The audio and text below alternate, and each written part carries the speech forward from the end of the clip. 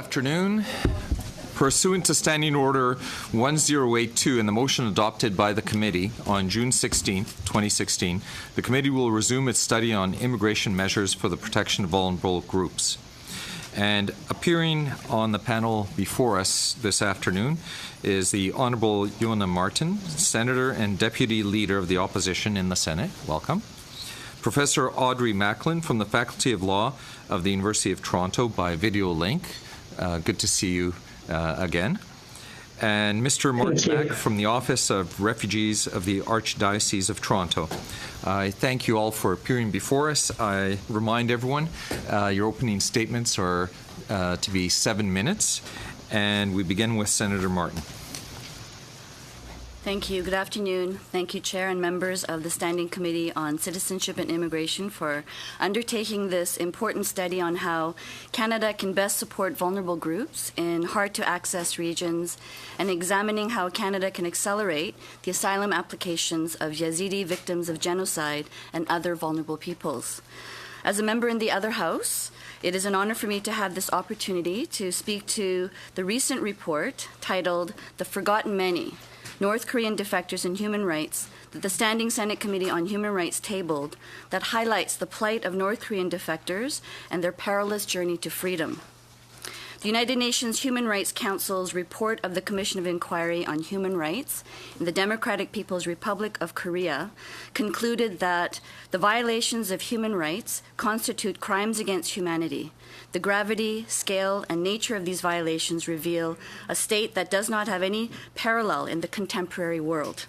Living conditions have deteriorated to extreme levels of deprivation in which the right to food, health, and other essential needs are categorically denied.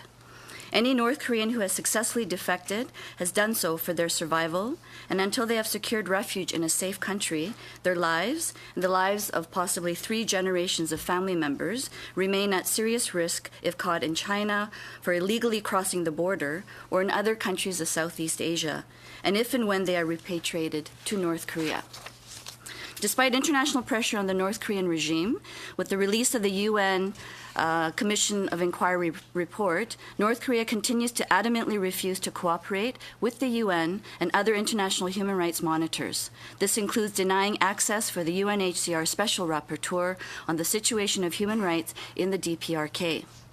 In the Senate report, we carefully examine the issue of North Korean defectors, one of the most vulnerable groups of the world, and who are in hard-to-reach places for Canadian officials, to offer solutions, recommendations the Government of Canada can seriously consider to help such desperate and vulnerable people.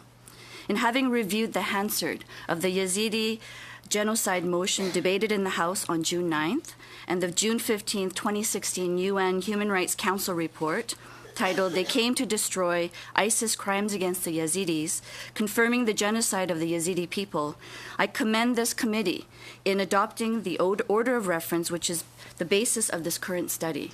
It is my sincere hope that my testimony about our Senate committee's report and the proposed solutions to help North Korean defectors would, in fact, be equally useful in helping more Yazidi victims and other vulnerable peoples find refuge in Canada. The Senate Standing Committee on Human Rights began our study with the personal and compelling testimony of a North Korean defector named Hyun-Seo Lee, who witnessed her first public execution at the age of 7 and authored the book, The Girl with 7 Names, a North Korean defector story. Of particular note from her testimony is that approximately 70 to 80% of the defectors escaping North Korea are women. She stated that women are subjected to horrible abuse along their journey to freedom, which is most often through China. Many female defectors become sex slaves or wives of Chinese men after they are captured, and sadly some have even been willingly sold as prizes in order to earn money or to help their desperate families at home. Women are treated like merchandise and sold like slaves for as low as $80, depending on their age and appearance. Our study reported that pregnant women who are repatriated and are unable to prove that their child has a North Korean father may be forced to have abortions. Even more horrific and terrifying, we heard cases where mothers had been forced to drown their newborn children in buckets. Children who are brought to North Korea from China are not recognized as citizens of China and are not accepted as citizens in North Korea, resulting in stateless children with no protection, no rights, and no benefits whatsoever. According to the executive director of Han Voice Support Association, Chris Kim, in the early 1990s, North Korean refugees had three main escape routes out of China: via the Mongolian border, claiming asylum at foreign diplomatic missions in China, and via routes through Southeast Asia, which typically included Thailand. China has effectively shut down the first two options, leaving Southeast Asian countries like Thailand as the only remaining path to freedom. Currently in the Southeast Asia region, Thailand is the only country that does not repatriate North Korean defectors back to the DPRK once caught for illegal entry. In Thailand, defectors are held in detention centers and await processing of exit visas from the Thai government to go to South Korea, or after a much longer period to go to the United States as authorized by the North Korean Human Rights Act, which will be further explained. We heard during our Senate study that the current North Korean regime has tightened security along the China-DPRK border to avoid further defections of not only DPRK citizens, but also increasingly the country's security border guards. We also learned that North Korean defectors, once they escaped the DPRK with their lives, are suspended in a legal conundrum. South Korea's constitution identifies all persons living on the Korean peninsula as South Korean nationals, and by the virtue of this fact, there is a perceived durable solution that all North Korean defectors in a Thai detention center can go to South Korea. However, in certain circumstances, and with clear reason, there are defectors who fear returning to the very peninsula that they risked everything, including their lives, to escape. Their dread is not a reflection on South Korea's failure to protect defectors, nor settle them in South Korea, but on the close proximity of South Korea to its northern half and the trauma that certain defectors must endure for being so close to the place of their suffering. This legal conundrum puts North Korean defectors in a precarious space that is suspended in a category of their own, be it being stateless in China or ineligible to be designated UN refugees to access the international asylum system. In 2004, the United States implemented the North Korean Human Rights Act, which recognized the legal gap by providing humanitarian assistance to North Koreans inside North Korea, providing grants to private, nonprofit organizations to promote human rights, democracy, rule of law, and the development of a market economy in North Korea, increasing the availability of information inside North Korea, and providing humanitarian and legal assistance to North Koreans who have fled North Korea. After receiving written submissions from the Council for Human Rights in North Korea and the Canadian Federation of North Korean Defectors... 15 seconds, please. 15 seconds. There are two recommendations that from the report that I will be putting forward for consideration, which I think that the committee will find very applicable and useful. The report will be submitted, which you can then look at the recommendations clearly and directly. And lastly, I will close by saying that Canada's commitment to advancing the cause of human rights is not only based on the international conventions to which they are party, but because with all the atrocities being systematically committed to human beings all over the world, it is simply the right thing for Canada to do, as we have done before over the course of our nation's history in times of war and peace. And I hope that you will be coming to such conclusions in your study today. Thank you. Professor Macklin, 7 minutes, please. Thank you. Je vous remercie pour cette occasion de... Thank you for this opportunity to address you today from Windsor. So I support what I understand to be a proposal to restore the source country class, which was eliminated under the previous government. I do not bring to this subject any specific expertise with respect to Yazidis, and I'd like to be very, very clear on that at the outset. There are, in my view, two issues with respect to how one might consider restoring a source country class. One is the perennial challenge that perhaps played a role in its elimination of meeting the logistical and political challenges of attempting to resettle people who are still in their country of origin. So these are people who meet the definition of a refugee recognized under law, but for the fact that they are not outside their country of origin. And it may seem that that distinction shouldn't count for very much. And in principle, it doesn't. That is to say, we understand them to be people at risk of persecution on a convention ground. But practically and politically, it imposes significant challenges. Why? Because while they are in their country of nationality, the government from whom they might well fear persecution, or that government who is unable to protect them from persecution is still in sovereign control of that territory. And so no government, including the Canadian government, can access it and resettle people from there without the consent and cooperation of the government of nationality. And so you have the problem of, if the government is the one engaging in the persecution, that's going to be very difficult. Even if the government isn't, but isn't in full control of its territory, it's still going to be very difficult. Sometimes the Canadian government relies for resettling refugees on the assistance of the UNHCR and similar organizations that operate in countries of asylum to help them identify and select people for resettlement. That's also not as available in a country of origin situation, because the UNHCR is likely not to be present there. Sometimes they will be with respect to internally displaced peoples, but not necessarily. And presumably the people who one might be concerned about won't all be internally displaced.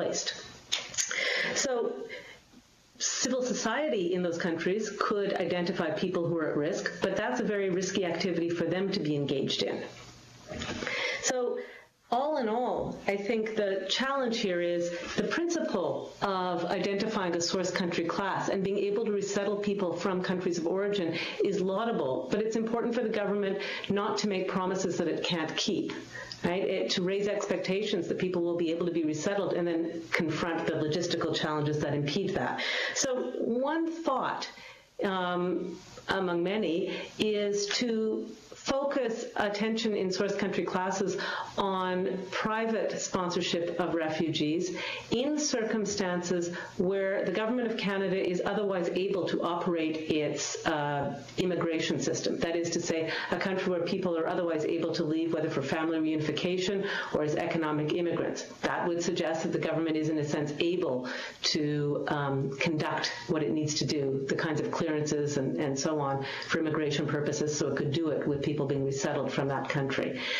Relying on private mechanisms more than the government publicly assisted or government assisted refugees removes the burden on the government of finding a way to identify refugees in a proactive way in circumstances where the government may not be receptive and indeed may be antagonistic to that enterprise. So that's one thought.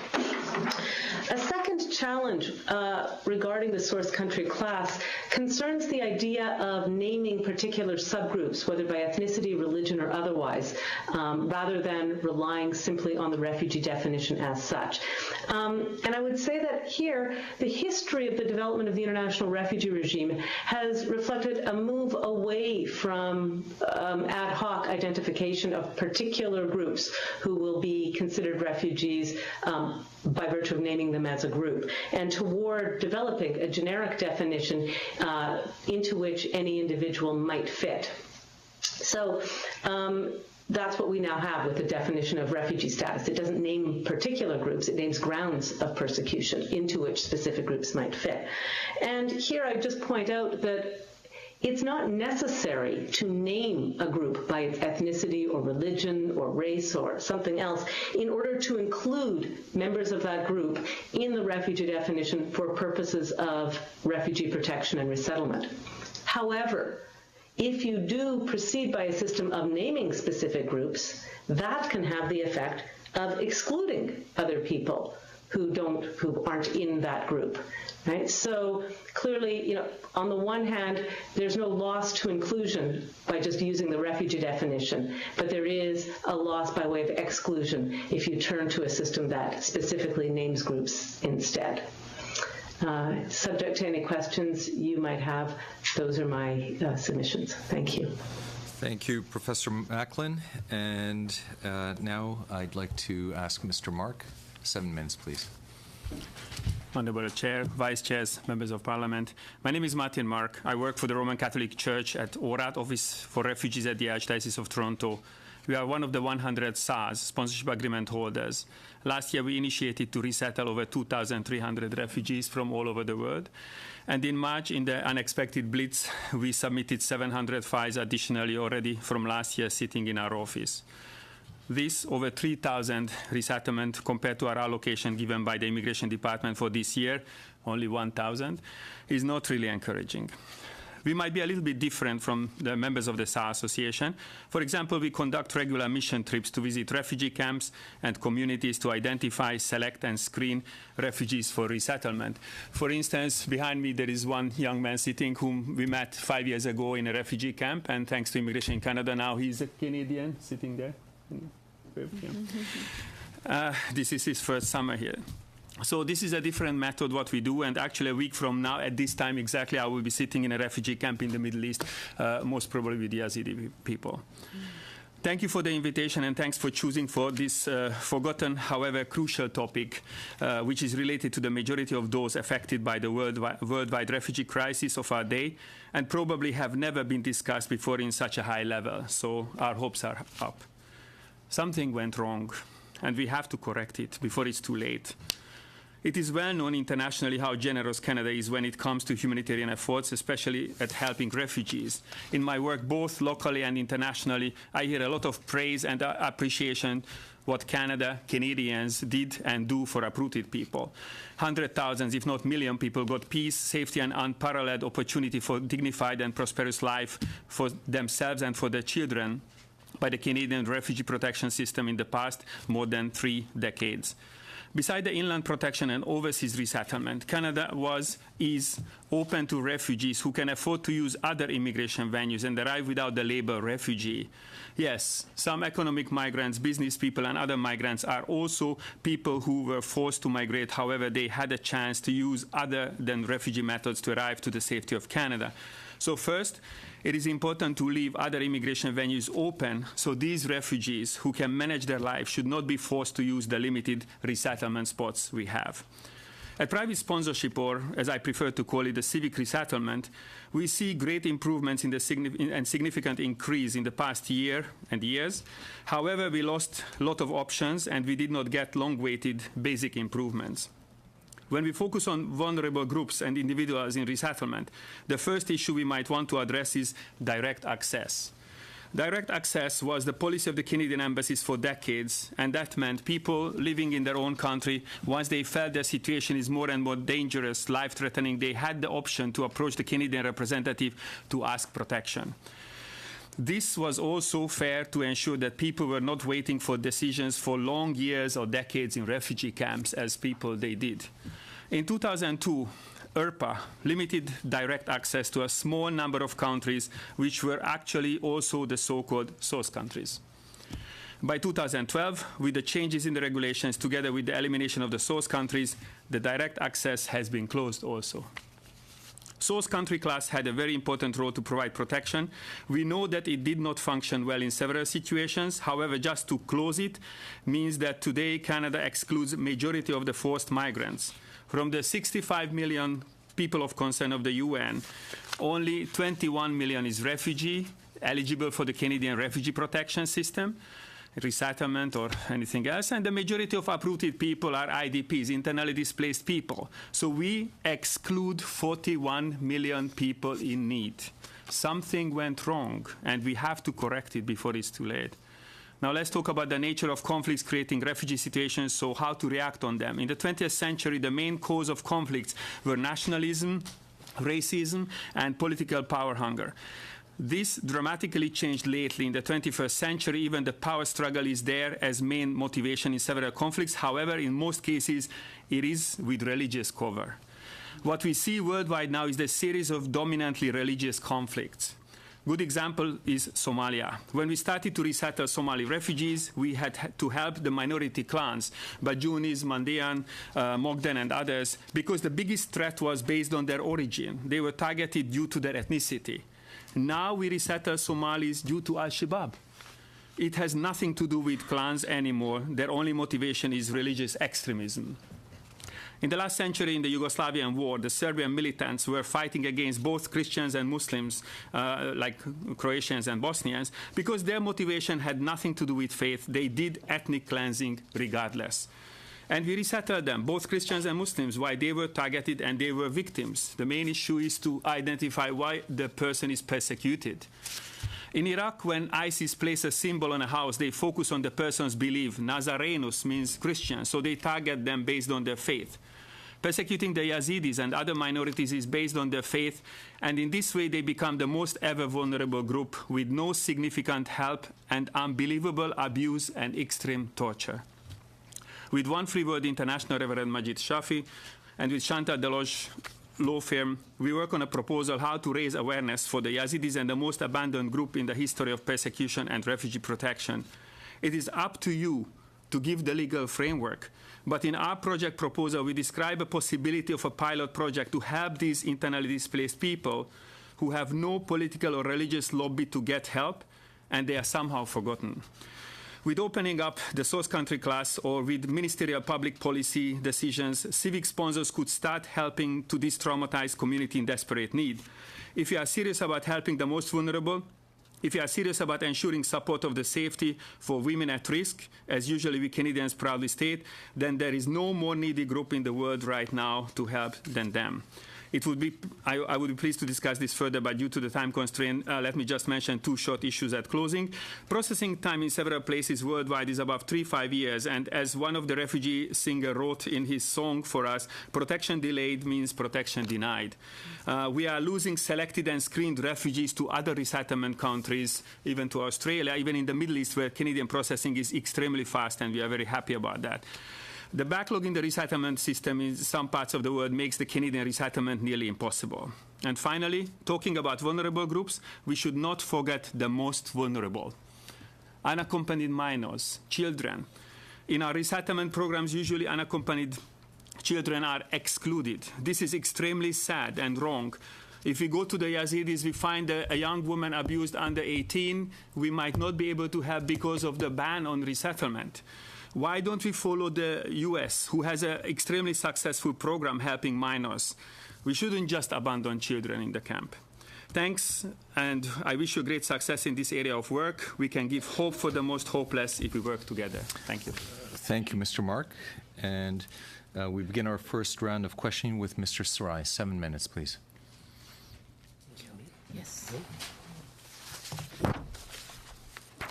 Mr. Chair, I think it was, I might be mistaken, but yeah? Okay. Here. Mr. Fragiskatos, 7 minutes, please. Thank you. And thank you to all of you for appearing today. Mr. Mark, I'm interested in the proposal that you mentioned. Would you be able to provide the members of the committee with a copy of that?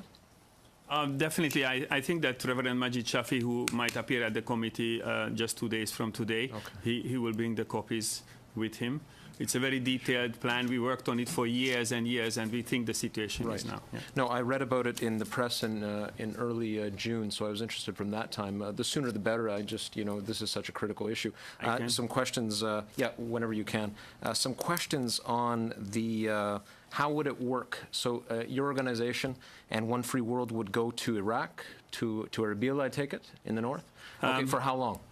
ORAT Office for Refugees at the Archdiocese of Toronto has a good record of going to areas where, for instance, you go to a refugee camp, refugee community, and where the UN cannot conduct their work, then we have access. I'm sorry, I don't mean to cut you off, and you're very kind to come here and testify today, but I only have 7 minutes. Yeah. So I do have to ask the question, how long do you expect, what will be the duration of this trip to northern Iraq? We first have an exploratory trip coming up in the next weeks, and then it looks like the project predict that if we get the permission, then within 6 to 8 weeks we can select and identify about 400 families. Have you secured well, let me actually, before that, let me ask about security. Obviously, northern Iraq is more stable than the rest of Iraq, but it is not terribly stable. What about security issues? Have you done anything about that to ensure the security issues are taken care of? We are very or extremely cautious about security because definitely we could be target. We go every time with cooperation with our local partners. We have people on the ground who are working there, and they are working with refugees. So the local refugee serving organizations tell us which area and which time is secure enough to process the. So you think that there's no issue with security? What I think is very important that for us we have the updated information that when, where is secure to go. Have you been given approval by the KRG, the Kurdistan Regional Government? Mr. Barzani's people, have you spoken to them? Obviously, the north of Iraq is quite autonomous. Some would even say it's a de facto state. Have you received permission from the leadership there to do this? Yes, definitely, and I think everything is going as is needed. Reverend Majid is... Let me just ask that. There's definite permission that's been given on the part of the KRG? I didn't see the permission, but Reverend Majid is the lead of the delegation. It would be great to see that in writing if you could. It would be great to see that in writing, because it's obviously critical that permission be given. I just want to make sure that, if the government of Canada was to support something like this, that obviously we have the permission of local authorities. I'm also interested in the dynamics of the region, and specifically, you're focusing on Yazidis. Some Yazidis speak Aramaic and Arabic. Still others speak Kurmanji. Kurmanji is the most widely spoken Kurdish dialect. There's not too many folks in Canada who speak it. It's very difficult. I know because I tried to learn one time and it lasted about a couple of days and I gave up very quickly. And again, I say there's Aramaic and Arabic spoken. Will you be taking interpreters with you who speak these languages? How will you be engaging with the local population? We are working very closely with the community, like the Yazidi community in Canada, and we were very proud. Exactly 14 days ago, we welcomed the first Yazidi refugee we sponsored. So we have no concerns whatsoever. We do all the necessary logistics according to the profession in resettlement. We have a good record on how. So interpreters have been secured? Definitely. Definitely? Definitely. So and that's in writing too? I'm sorry. When I say definitely, it means that at the time when the project approved, and first we need your approval to process it, because remember, please, there is no legal framework for us to do this yet. Apparently the Conservative government, the previous Conservative government, was ready to support this. Is that correct? You have to ask the Conservative. This is what I've read in the press. I'm just asking you. Yeah. Final question. Women have very unique needs, obviously, as far as resettlement goes. How will the project that your organization, One Free World, is apparently spearheading here, how will it take into account the unique needs of women on the ground? It's a significant part of the proposal that both on the ground we must have counseling, trauma counseling, women-focused or any abused person-focused counseling. In the same way we discussed here that upon arrival, it's not just a simple like GAR program, Government-Assisted Refugees, dumped on the City of Toronto. We have already things in place to ensure that women counseling related to sexual abuse and any other issue will be addressed. Well, I look forward to seeing that in due course. Thank you very much. Any more time, Mr. Chair? Yes, you do. 1 minute, 50 seconds. Okay. Professor, thank you very much for appearing today. You've been very critical of how the previous government handled especially the Syrian refugee crisis. Listening to especially your interviews with Carol Off on As It Happens and other testimonials you've given as well. And I don't mean to underline this only. Obviously, there's so many issues that we need to address in this study. But lessons learned from that. I'm looking at a Globe and Mail report. Prime Minister's office ordered halt to refugee processing. How does something like that happen? How does something like that happen in a democracy such as Canada, where we've seen such a compassionate response in our history, whether it's the Vietnamese, whether it's Hungarian refugees? How does it happen that a Prime Minister's office intervenes to select which refugees can come in this country?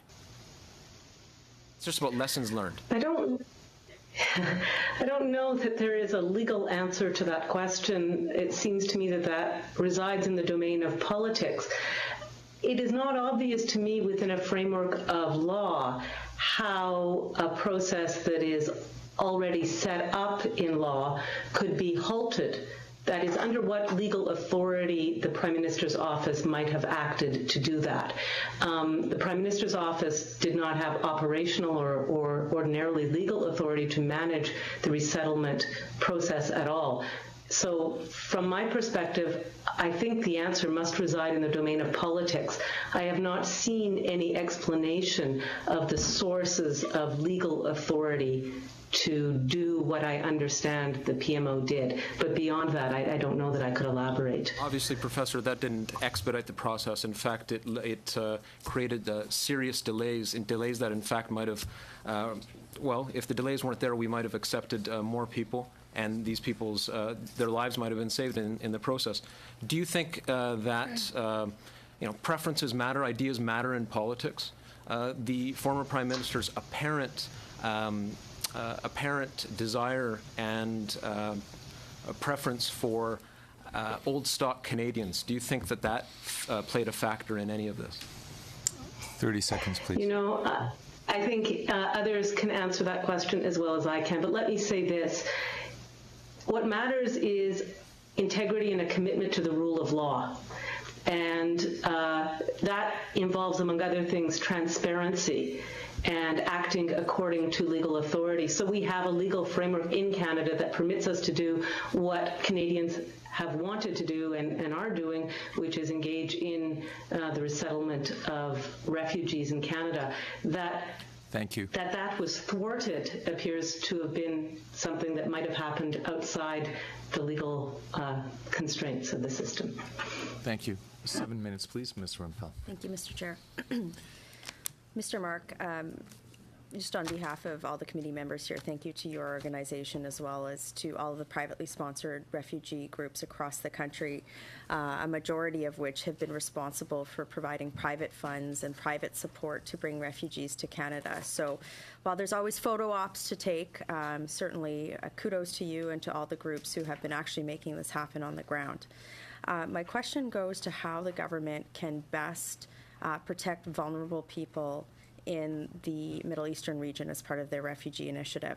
So it's my understanding that under the previous government, Iraqi refugees were exempted under the mission cap for private sponsored refugees. How has the cancellation of this exemption affected your organization's ability to bring some of the most vulnerable groups, including persecuted Christians, Yazidis, to Canada? Thank you very much.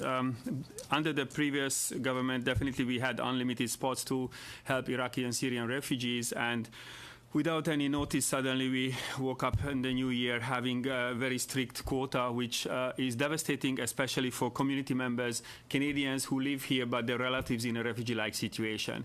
We worked overnight in Christmas and New Year Eve to make sure that we meet the deadline of December 31st to submit as many cases as we could. And when suddenly on March 30th again it opened up for one day, then therefore we had 700 cases ready for submission in the office. So it means now having the 1,000 spot, we have to balance between how many Africans we bring, how many Iraqis, how many Afghans or Somalis we assist, and it's a serious cutback. And when I talk with community members, like Wednesday when I'll be back in Toronto already, I am scheduled to meet some people to calm them down, that we try to use different other methods how to bring people here, because the need increased. The government and the whole system encourage the people to do, and suddenly cutting back, it's not good for the voluntary section. Was there any rationale given as to why, to your organization, one of the biggest responsible for resettling persecuted minorities, did the government provide any, did they have any consultation with you or provide any rationale as to why they removed the exemption for Iraqi refugees, which, as we heard from the UNHCR earlier today, is where the majority of Yazidis and persecuted minorities are coming from? Thank you. We try to negotiate with the government representatives that if there would be a transitional period, that let's say until August 1st, unlimited, first come, first serve, that would have be fair and encouraging the community that the most vulnerable can prepare the files and we can submit it. But unfortunately, this direction came without anything. Was there any rationale given to you by the government on that? No. Do you think that changing this back to the previous policy would help to resettle some of the most vulnerable from the region? Unfortunately, what does it do is now there's a rush. So people who have money and they can hire a lawyer or something, then they can quickly process these files and we can submit those sponsorships, not only our office, but every sponsor. But those people who are marginalized or weak community members, especially like the Yazidi community, one of the most marginalized community in Canada. I mean, we are trying to help and trying to get fundraising and donations. There is Project Abraham and other initiatives we do, but it's going extremely slowly, and we are running against the time because spots are working out. You know, we've heard a lot, you know, over the last hour, 2 hours already of, I think, a lot of bureaucratic language from some of the government members on this committee in terms of reasons why we perhaps can't or shouldn't be processing in an expedited way applications for persecuted minorities. And certainly we're recognizing that there's a humanitarian crisis that affects many, many people. But is there something practical that we can do? I mean, we can talk to the cows come home about, reasons why we shouldn't, and I feel like the government's trying to make a case why we shouldn't do this. In your estimation, and based on the demand that we're seeing from private sponsored groups to actually sponsor people that are among the most vulnerable groups, is there something that we can do right now to help these groups? We know that there's groups that have identified Yazidi sex slaves. We know that the UNHCR is. What can we do right now? Just to try and do something to help these people that are being eradicated off the face of the earth. Well, I think that we can rely on the civic initiatives. I'm sure that I speak on behalf of several sponsoring groups and committees that with no any type of special interest, just with the genuinity of helping the most vulnerable Yazidis, if we would be allowed to sponsor internally displaced people from northern Iraq, if we would get the permission from the government, and if you got prima facie recognition, so it could be group processing, then the private sector with the government assistance could do, I think, a very unique, very historic move to help people and who never get any assistance until now in the history. So how does the private sponsorship group help to accelerate the applications of groups like the Yazidis that we've seen the UNHCR ask Canada to do? How does that stream help when perhaps we see backlogs or, we heard from the UN that they really don't have a program in place to accelerate these applications that might be coming through the government-sponsored stream? Could you talk about the importance of prioritizing ethnic and persecuted minorities through the private sponsorship stream, as well as the exemption on Iraqis that the government hasn't followed through on? Thank you. Just 2 months ago, I was on a mission trip in Lebanon. I told my colleagues I was with a team of 12 volunteers, trained volunteers, and with local partners. I told them I pay a dinner for someone who find a Yazidi refugee in Jordan, and we couldn't do it. So it shows that, for instance, the UN's mandate is mostly focusing on, and they do RSD, refugee status determination, refugees who are outside of their country. So people who are inside their country, they cannot even consider as a refugee status determination, and the next step would be for resettlement. So they are not able, because of their mandate, they are not able to do that. However, there are some other organizations, International Organization for Migration, ICMC, the International Catholic Migration Commission, are worldwide well known about referring refugees. So it would be very simple to do it, to go to the northern Iraq area and to select refugees for resettlement. As a representative of one of the largest private sponsorship organizations in the country who's done incredible work, would you say it would be fair to have a recommendation to the government to follow through with the UN recommendation to accelerate Yazidi applications and prioritize them as a group through both government-sponsored refugee streams, as well as do whatever it takes through the private-sponsored refugee scene to see a persecuted minority group like this come to Canada through our program? Would that be a recommendation that you would give the government? 10 seconds, please. Definitely, because the reason of the persecution is their religion. If it wouldn't be, then no. But in this situation, if the reason of persecution is faith, we have to mention it, and it has to be accelerated, yeah. Thank you. Thanks. Ms. Kwan, 7 minutes, please. Thank you very much. Thank you to Senator Martin for coming to the committee. I'd like to follow up with you about the Senate's work on the forgotten many human rights and North Korean defectors. You were about to go into, I think, the recommendations, and then you ran out of time. And in particular, so I'd like to just focus in on the recommendations. Recommendation number 1 actually calls for a short-term solution for the North Korean defectors and for the minister to undertake to exercise his discretion under Section 25 of the Immigration and Refugee Protection Act to allow the entry into Canada of the most vulnerable North Korean defectors, such as those trapped in Thailand and other third countries, with particular attention to women and children. And the initiative should include a pilot project in Thailand to identify appropriate North Korean candidates for resettlement in Canada. So that's your first recommendation.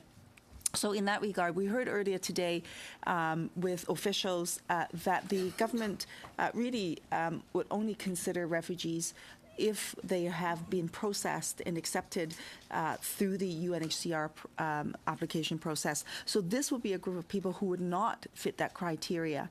And so can you talk a little bit about this first recommendation as a pilot project to do that? So that would that be to override the existing policy in place with identifying this group of refugees? Yes, thank you for the question. It's creating an exceptional category through the minister's discretionary powers under Section 25 in the Act. And I know that Mr. Mark is aware of the pilot project, which was also raised in the study in terms of what advocacy groups have studied, and he himself has been in the Thai Detention Center, I believe, to understand the situation.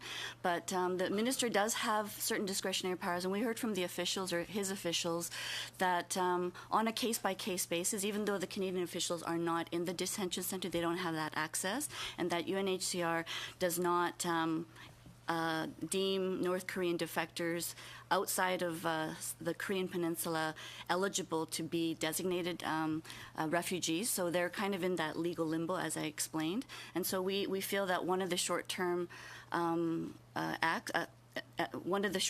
solutions is for the minister to exercise such discretion, as has been done in the past. So it's been used in the past for displaced people in similar situations, such as stateless Vietnamese boat refugees, as well as Tibetans in India.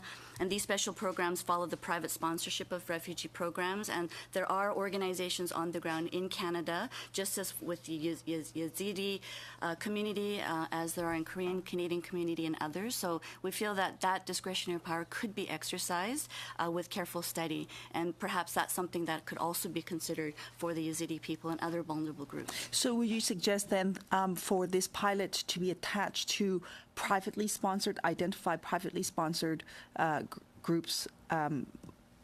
You're nodding, so. Yes, absolutely. Okay. It's a pilot project, so to be tested in that way. And we know already Canadians have stepped up in their response to the Syrian refugees. So there are very generous and capable community organizations and advocacy groups. And I'm aware of, in Toronto, certain service providers that would also be able to help the vulnerable women who would need trauma counseling and other such services. So we have studied this very carefully over the years. This is the study that happened recently, but it's a topic that has been raised over the past few years with the previous government and with the current one.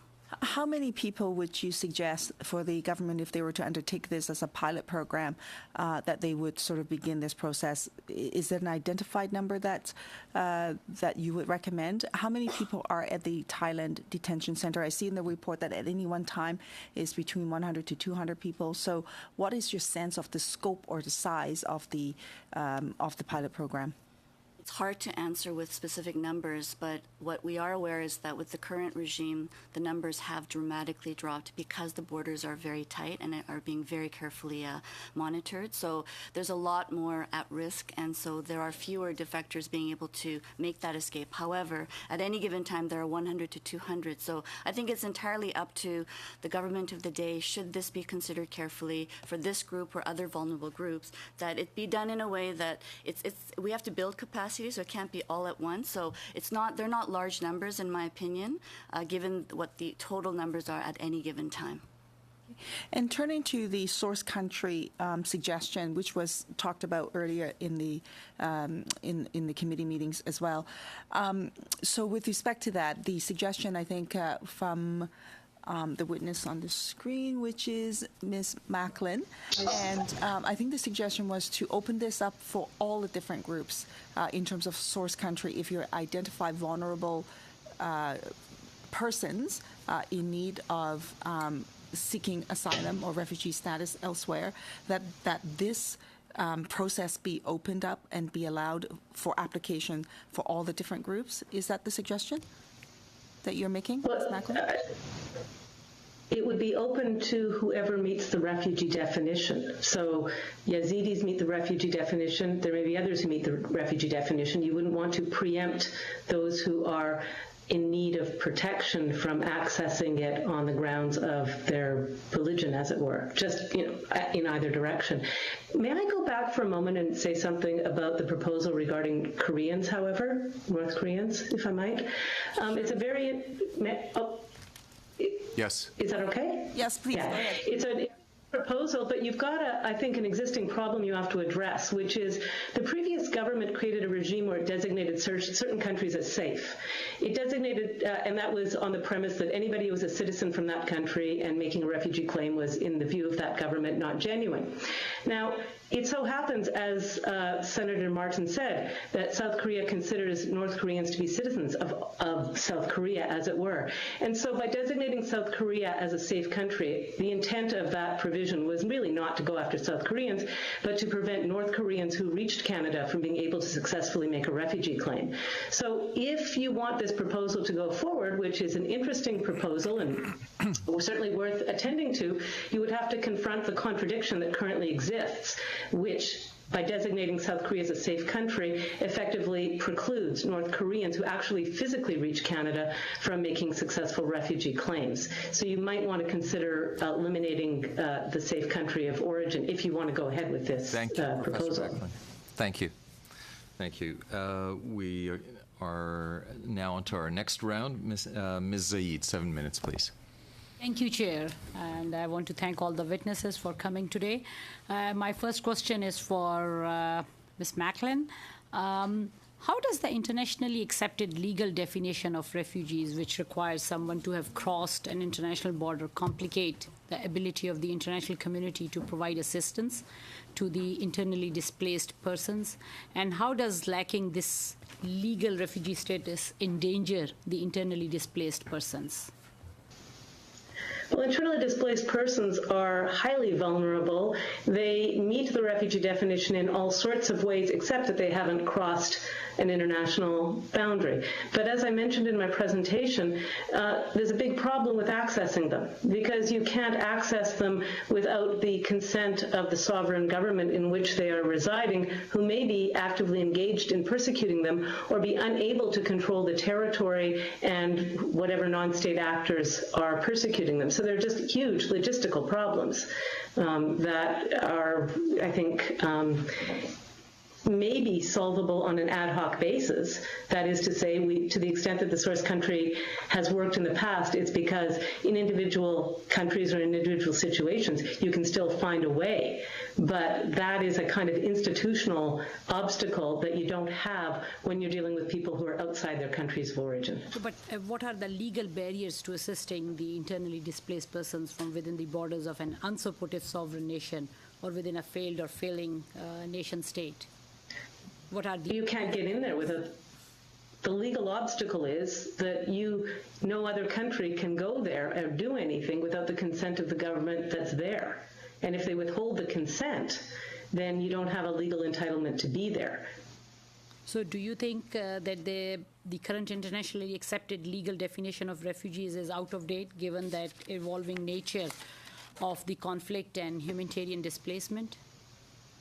Do you think that it's not?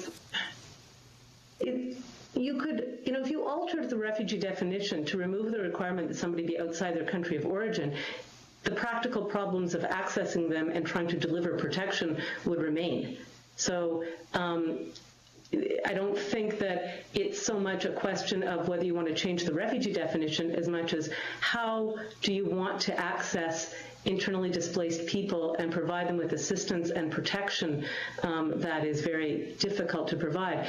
Certainly many countries do permit various UN agencies to go in there and try to provide assistance to IDPs, but it's partial, it's incomplete, and it's highly contingent. It can change on a dime.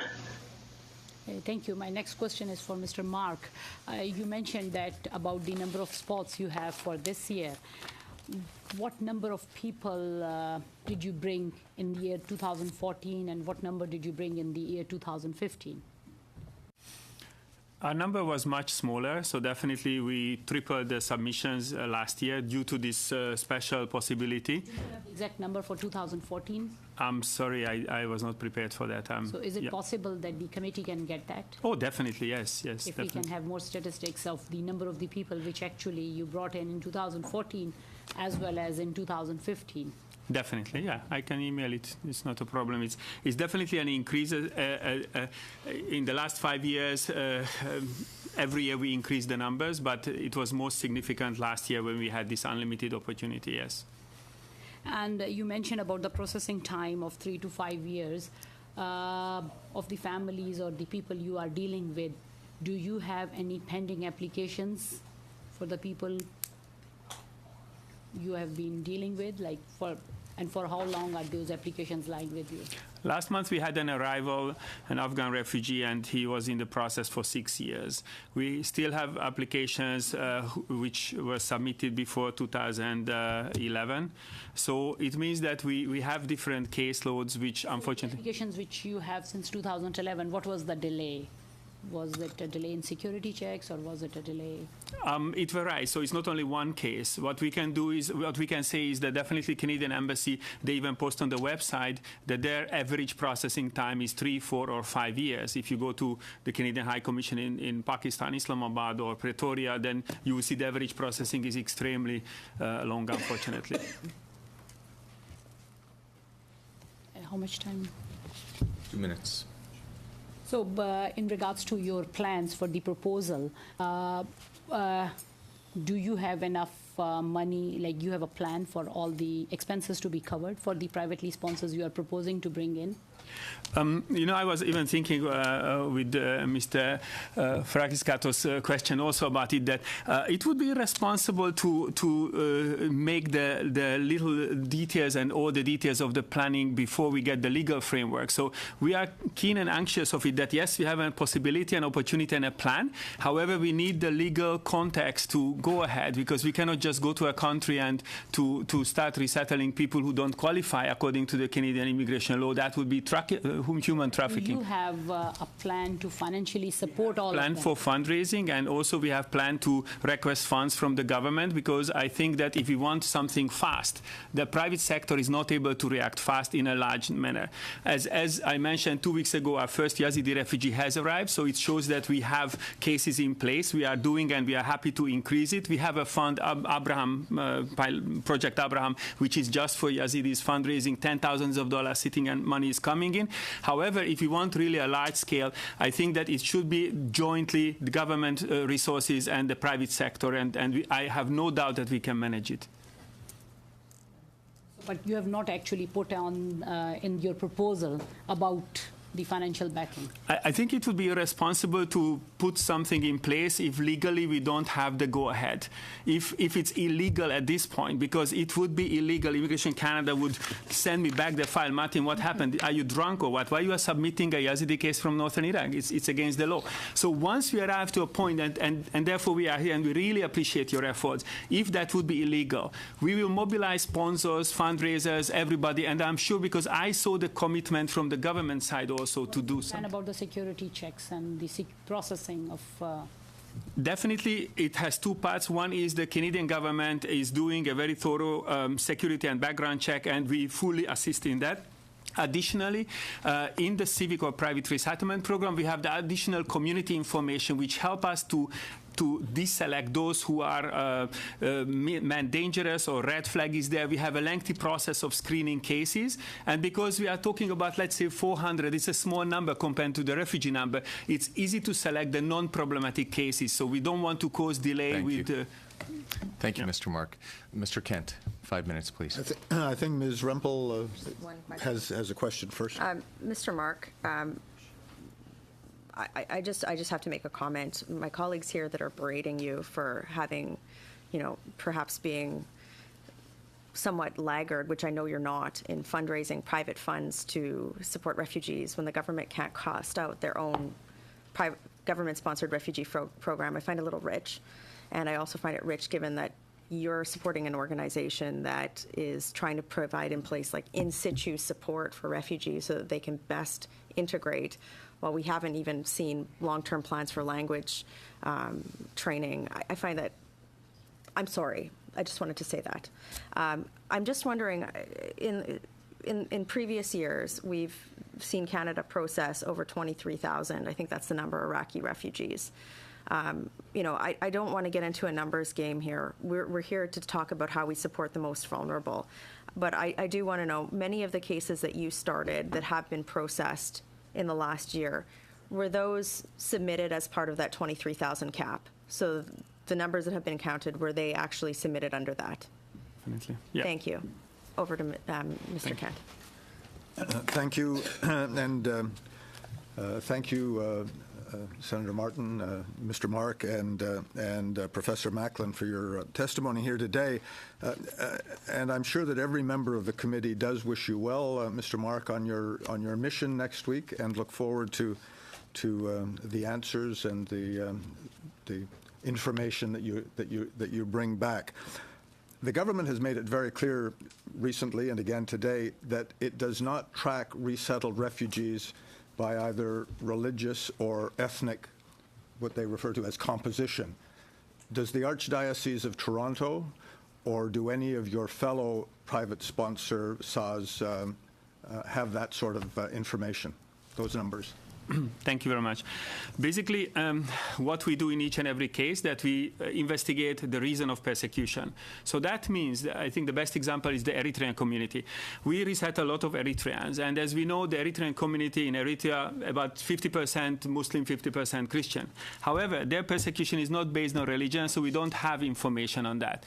However, when you go to a community which is persecuted because of the religion, we don't have rate, and we, yes, register that like we have it in file. We don't summarize the statistics because we don't have a goal to have this or that percentage.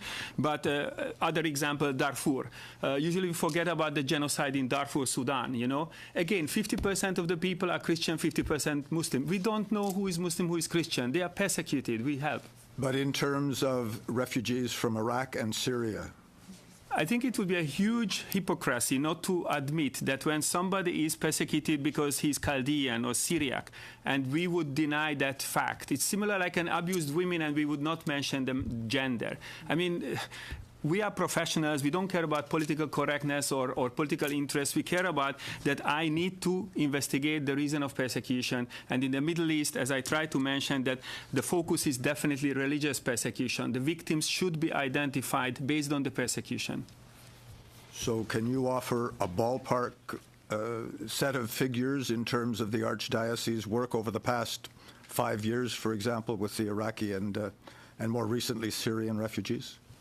Definitely, if we see most of the cases resettled by the Archdiocese of Toronto, based on my personal experience, because each and every case goes through on my hand, majority are persecuted Christian or other religious minority, Mandian, Shabian, some Yazidis and others.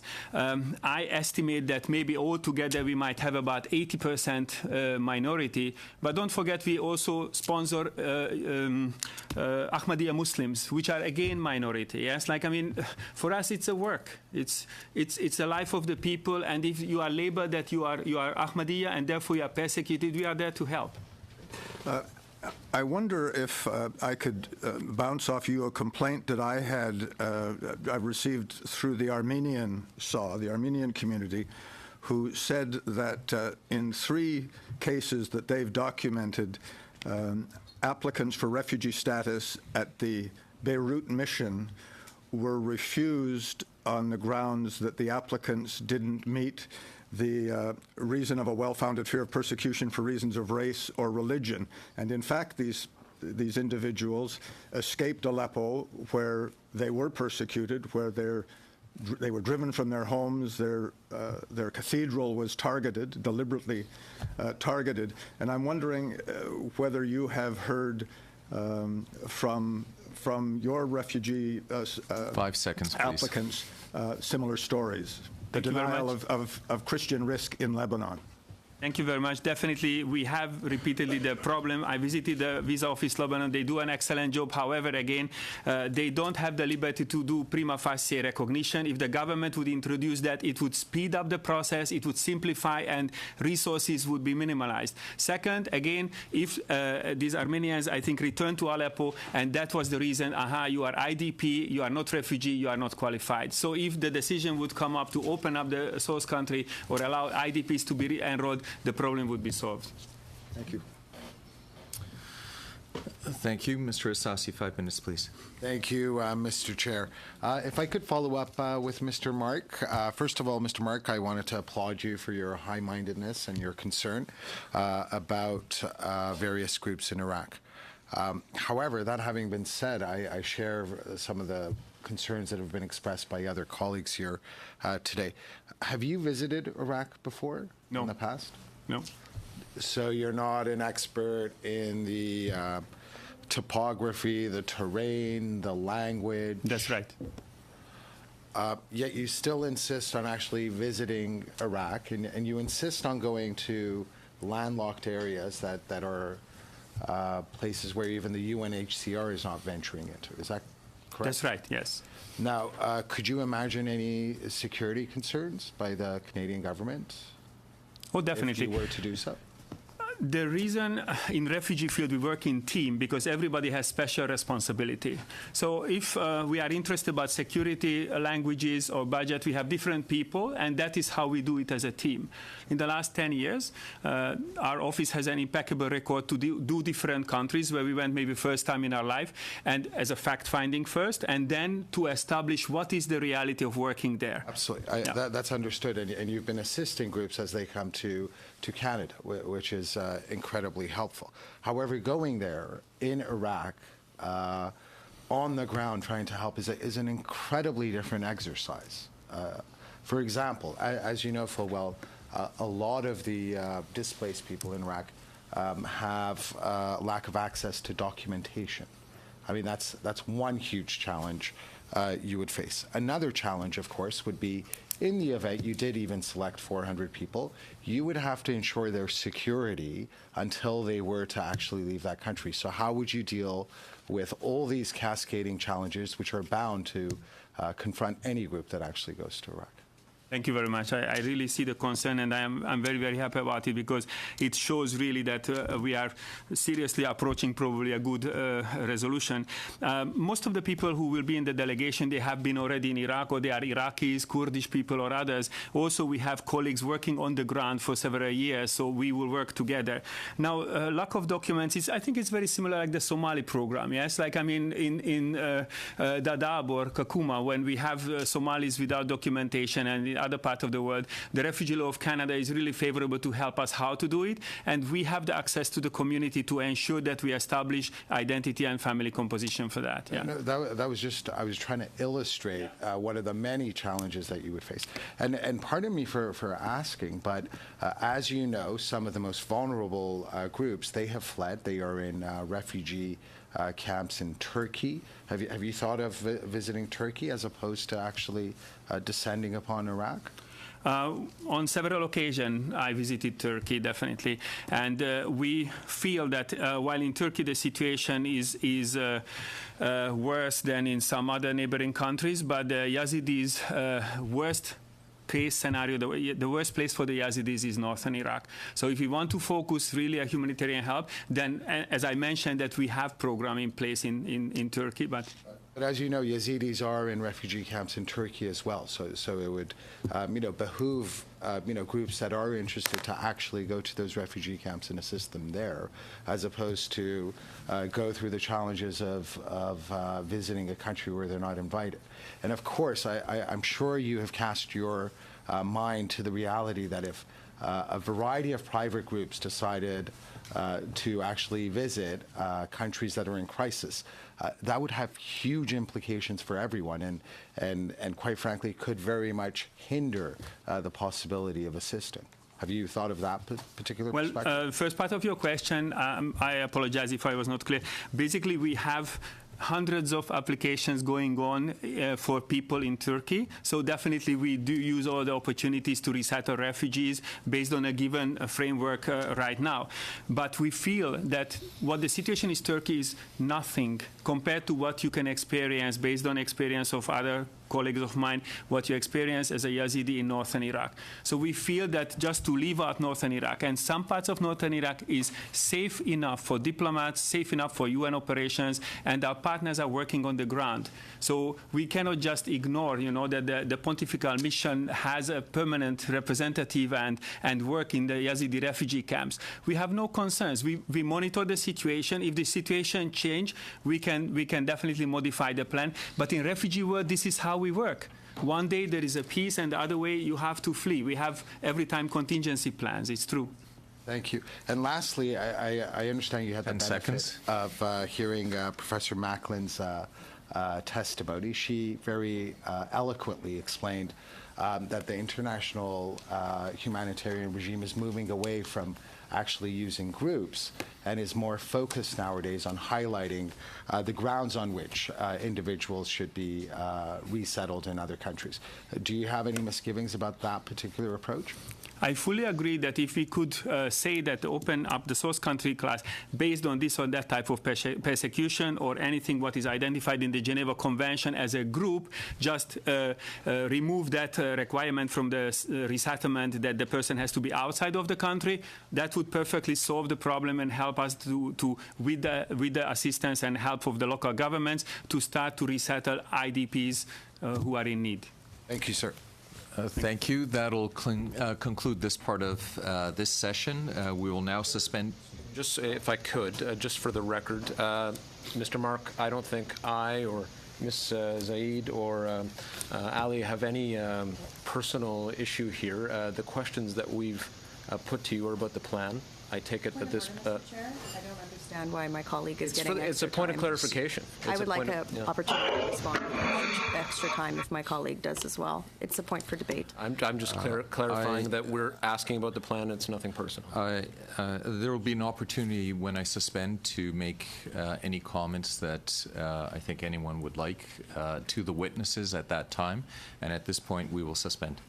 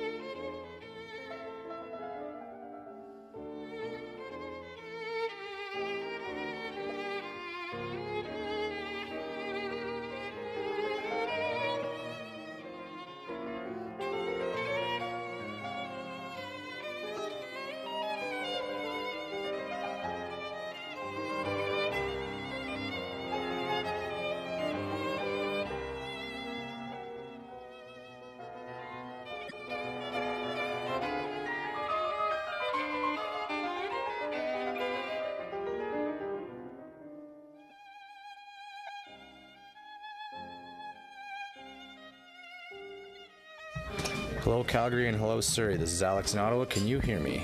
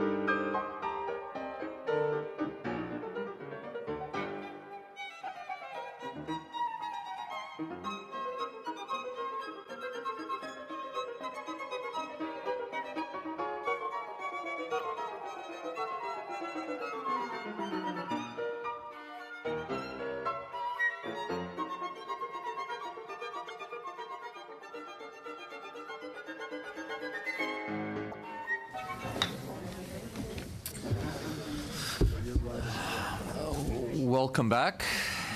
And I would like to welcome the next panelist before the committee. And appearing before us on the second panel are Mr. Balpreet Singh of the World Sikh Organization here in Ottawa. We also have witnesses by video conference, Mr. Tarjinder Bhullar from Calgary, and Mr. Kang and Mr. Matu from the law firm of Kang and Company. And they're appearing from Surrey. Thank you. And Mr. Singh, 7 minutes, please. All right, good evening. I'm legal counsel of the World Sikh Organization of Canada. We are a non-profit human rights organization established in 1984 with a mandate to promote and protect the interests of Canadian Sikhs, as well as to promote and advocate for the protection of human rights of all individuals, regardless of race, religion, gender, ethnicity, and social and economic status. Our traditional understanding of refugees is that of persons who have fled their homes for fear of persecution and seek asylum outside their home country.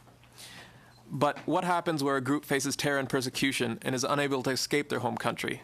What becomes of them? This scenario describes the situation of Sikhs and Hindus in Afghanistan, and I'm grateful that the committee has taken the time to look into this pressing issue. By way of background, Sikhs and Hindus in Afghanistan currently face an unlivable situation in many parts. The Sikh and Hindu communities that have lived in Afghanistan for centuries now number approximately 2,000. Prior to 1992, their population numbered approximately 200,000. My experience with Afghan Sikhs began in November 2014 when I received a desperate series of messages from a remote Afghan Sikh community who were facing imminent danger and their businesses had been publicly boycotted and stoned. Since then, I've come to meet and become friends with members of this community who have now, in some numbers, with great difficulty, managed to flee to India with assistance. Sikhs in Afghanistan find themselves oppressed in almost every facet of life. They're unable to leave their homes freely for fear of attack and harassment. Sikhs are unable to find employment or freely operate their businesses. Sikh children are unable to attend school for fear of harassment, physical attack, and pressure to convert. Sikh women are unable to leave their homes unaccompanied and must wear the burqa. Girls are routinely married by the age of 16 because families fear that they may be kidnapped, raped, and forcibly converted and married if they don't marry earlier. Sikhs and Hindus are unable to respectfully cremate their dead, as funeral processions are often stoned and forbidden from proceeding. Funerals are forced to take place clandestinely. Land Sikhs and Hindus have lawfully owned for centuries have been occupied. Police and government officials are unable or unwilling to do anything about it. As a result, large numbers of Sikhs and Hindus live collectively in gurdwaras. Many Afghan Sikhs and Hindus are also forced to pay the jizya, which is a monthly tax on non-Muslims, which is extorted by the Taliban or other extremist elements, or face the imminent threat of death. Afghan Sikhs and Hindus are, by all definitions, communities under siege and in serious danger. As conditions worsen, travel for Afghan Sikhs has become increasingly difficult because they are so visible due to their articles of faith. They're accosted on the street and subject to random searches by the police, including forcible removals of the turban, in order to humiliate them. Just by way of an anecdote, I know an Afghan Sikh who told me that he was once traveling on a bus that broke down, and he was almost lynched by his fellow passengers who blamed him for incurring bad luck on them for not being of the correct faith. Sikhs who do travel in small groups or face being kidnapped. With respect to Sikhs right now on the ground, there are Sikh communities centered in three main areas: Kabul, Jalalabad, and Ghazni. There are also some businesses operated by members in smaller towns, but by and large, those who are in smaller communities have now largely moved to cities or left Afghanistan. The Sikhs and Hindus who remain in Afghanistan are mostly the vulnerable who are unable to move due to lack of financial resources. These include lone female caregivers and their children whose male family members have been lost or killed in conflicts. The community also includes elders who've been stranded by children who fled abroad during previous conflicts. With respect to finding solutions, gauging the true situation of Sikhs and Hindus in the various parts of Afghanistan poses a challenge in itself, as members of the community are distrustful of outsiders, fear retribution, and are therefore reluctant to speak openly about their circumstances. Afghan Sikhs who leave Afghanistan are often reluctant to even provide their names, as they fear family members remaining behind may be targeted for kidnap and extortion. That's not an unfounded fear, given the story of Gulraj Singh, a 22-year-old Afghan Sikh who came forward in September 2015 with a story of having spent 40 days in captivity, facing torture and forcible conversion. He was only freed after the local Sikhs paid a ransom of 500,000 rupees. The relocation of Sikhs and Hindus within Afghanistan is also not a viable option. No area in Afghanistan is hospitable to these communities or allows them to freely practice their faith. Furthermore, as visible targets due to their articles of faith, Afghan Sikhs face significant travel risks to any internal flight option in the form of IEDs, roadside attacks, kidnapping, summary execution, etc. Members of the Afghan government have proposed creating a township specifically for Sikhs and Hindus and relocating all members to these communities there. The idea, as you can appreciate, is deeply flawed and disturbing, as it amounts to forced relocation into what is a proposed ghetto and would be an easy target for extremists. Fleeing to neighboring states is also not an option for Sikh and Hindu religious minorities. Afghan and Sikh refugees who fled to neighboring Pakistan and India have for decades faced discrimination as minorities and have been systematically denied access to health care, education for their children, and long-term legal status. Without the possibility of meaningful local integration or the prospect of voluntary return to a decreasingly stable country, permanent resettlement of Afghan minority asylum seekers into third countries is the only viable long-term durable solution. We would suggest that Hindu and Sikh communities in Afghanistan be surveyed by NGOs who they can trust in order to determine what supports they can be provided, whether that's material, security, political, or otherwise. These may be able to allow some of them to remain in their country, which they've called home for centuries. Where these communities demonstrate an inability to exercise basic human rights or face overwhelming persecution and threat, Canada has a humanitarian obligation to assist them in their evacuation and resettlement. Canada has previously directly admitted persons in refugee-like situations without recognition as convention refugees under the source country class, which was eliminated in 2011. Other countries recognizing the severity of human rights crises have also accepted and protected asylum seekers directly from their homes. In 2015, Canada also temporarily waived refugee status recognition document requirements for sponsored refugees from Syria and Iraq. Amongst Canadian Sikhs, there's a growing enthusiasm to help bring these suffering members of the Afghan Sikh and Hindu community to Canada. This project was championed by my late friend Manmeet Singh Bhullar, who dedicated himself selflessly in the final months of his life to see that Afghan Sikhs and Hindus who are most vulnerable could flee to safety. Mr. Singh, 10 seconds. Despite the serious challenge I've outlined earlier, efforts are ongoing to find a way to take his mission forward. With respect to the challenges with respect to mobility and travel, we submit that an expedited or waived procedure should be established for Afghan Sikhs and Hindu refugees. Thank you, Mr. Singh. Ms. Tarjinder Buehler from Calgary, 7 minutes, please. Good evening to the members of the committee as well as my fellow panel attendees. In the simplest of terms, I am here today because the person that should be speaking to you about this is no longer with us. My name is Tarjinder Buehler. I am the sister of Manmeet Singh Buehler. October 2015 was the last Thanksgiving that I will ever have with my brother. During that dinner, and many Thanksgivings like it, we would spend time going around the room sharing with each of us what we were thankful for. At this one, Manmeet was particularly jubilant. Maybe it was because he was enjoying putting others on the spot when it was their turn to speak, or maybe it was because he truly realized that he had so much to be thankful for and so little time to tell us. As he stood to give his thanks, he began by giving gratitude for his wife. He continued with his commanding voice and a glimmer in his eyes, and he said, "I am thankful for the Sikhs in Afghanistan.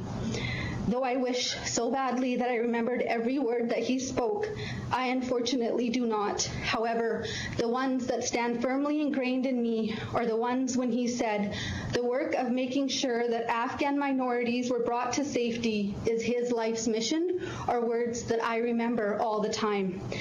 And so it continued, seeing Manmeet take every audience and every opportunity he had, whether it was birthday parties, family dinners, meeting a cousin's in-laws for the first time, any sort of social gathering, wedding reception, or a media interview. He wanted to spread the word of how religious minorities in Afghanistan were experiencing hardships that are unimaginable to those of us that have the privilege of being Canadian.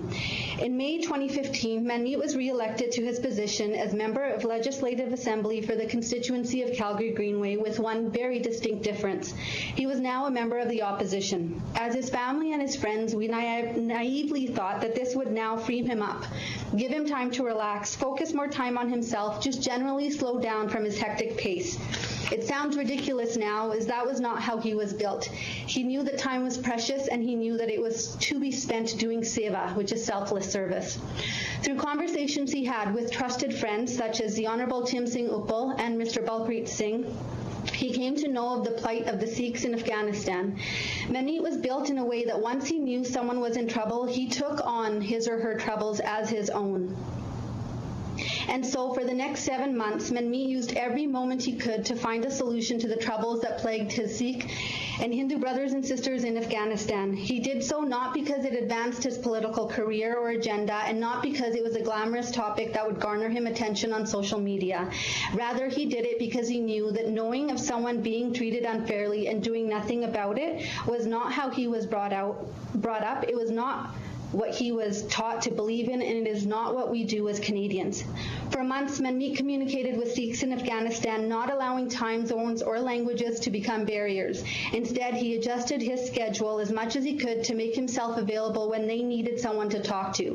He would even go so far as mimicking their Punjabi so they felt comfortable sharing their stories with someone who sounded almost exactly like them. Manmeet didn't talk to them simply to save face. He talked to them to get a keen sense of what their day-to-day challenges were. That's how he worked. No matter what his task was, he needed to know everything so that he could dissect the information and masterfully come up with what he thought was the best solution, never fearing what would seem too daunting or ambitious to others. I say that not because he was better than anyone else, but because he simply had this innate quality of never taking no for an answer and always believing that yes was a possibility. In August 2015, Manmeet was determined to travel to Afghanistan to meet these families firsthand. A series of bombings in central Kabul determined it would not be safe to travel.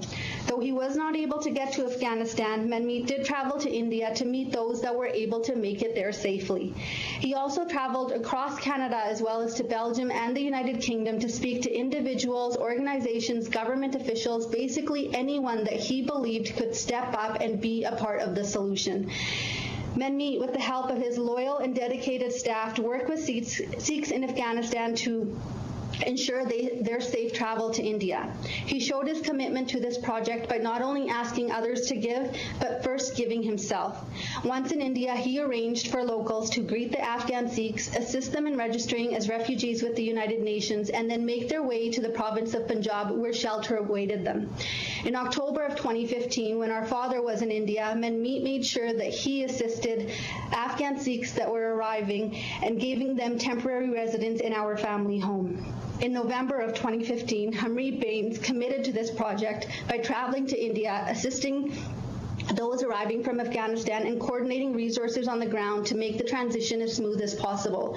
She was in communication with Manmeet on a regular basis to see what could be done to make this challenge possible for them to come to India. To date, 200 Afghan Sikhs have found temporary refuge in Punjab. Children are attending classes, women are in a community where their gender does not make them targets for vicious attacks, and men are learning job skills that equip them to provide for their families.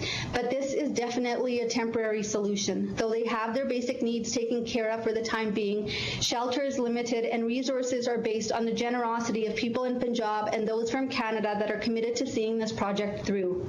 Although Manmeet was able to meet the initial few Afghans that made their way to India, he was not able to see them start their new lives, ones that we hope are full of promise. Manmeet believed that Sikhs in Afghanistan could be given the opportunity to come to Canada. He believed that Canada could give them a safe place to live, work, and play, a place where religion simply does not make you a target. Manmeet knew full well that government policy and procedure could be adapted to meet the challenges of current day because he did that himself as a minister. He knew that change was sometimes met with hesitation, but he insisted on finding solutions that better served the values and ideals that we have come to expect as Canadians. If Manmeet was here with you you today in speaking to you, he would so adamantly implore you to examine how we can assist in bringing Afghan Sikhs to Canada. He would tell you that bureaucratic processes, although necessary and respected, could always be examined for efficiencies. And he would tell you that timelines could always be expedited. He would remind you that as Canadians, we intrinsically open our hearts and our doors to those in need. He would take the time to promise you, as I am doing now, that the Sikhs we welcome to Canada will give you more than they will take. They, like those that have come before them, will build on Sikh principles of giving and sharing with others.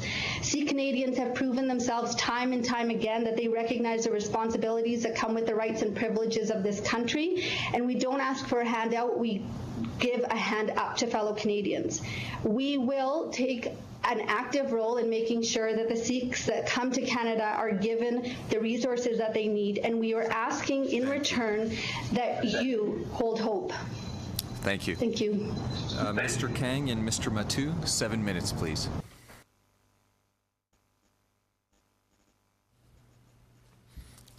Mr. Kang and Mr. Matu, 7 minutes. Yes, this is Narendra Kang here. Thank you to the Standing Committee on Citizenship and Immigration for the honor of and the opportunity to speak to you on this topic. The topic obviously is immigration measures for the protection of vulnerable groups. Following my comments, my colleague at the BC Bar, Mr. Jazzy Matu, will be addressing specifically the issue of source country class, and I thank him for his input on my prepared comments. By way of background, I have practiced public international and human rights law since 1991. I was also appointed for 2 mandates through Order in Council to the Immigration and Refugee Board of Canada from 2002 through to 2010, with a return to private practice in advance of my end of mandate in 2007.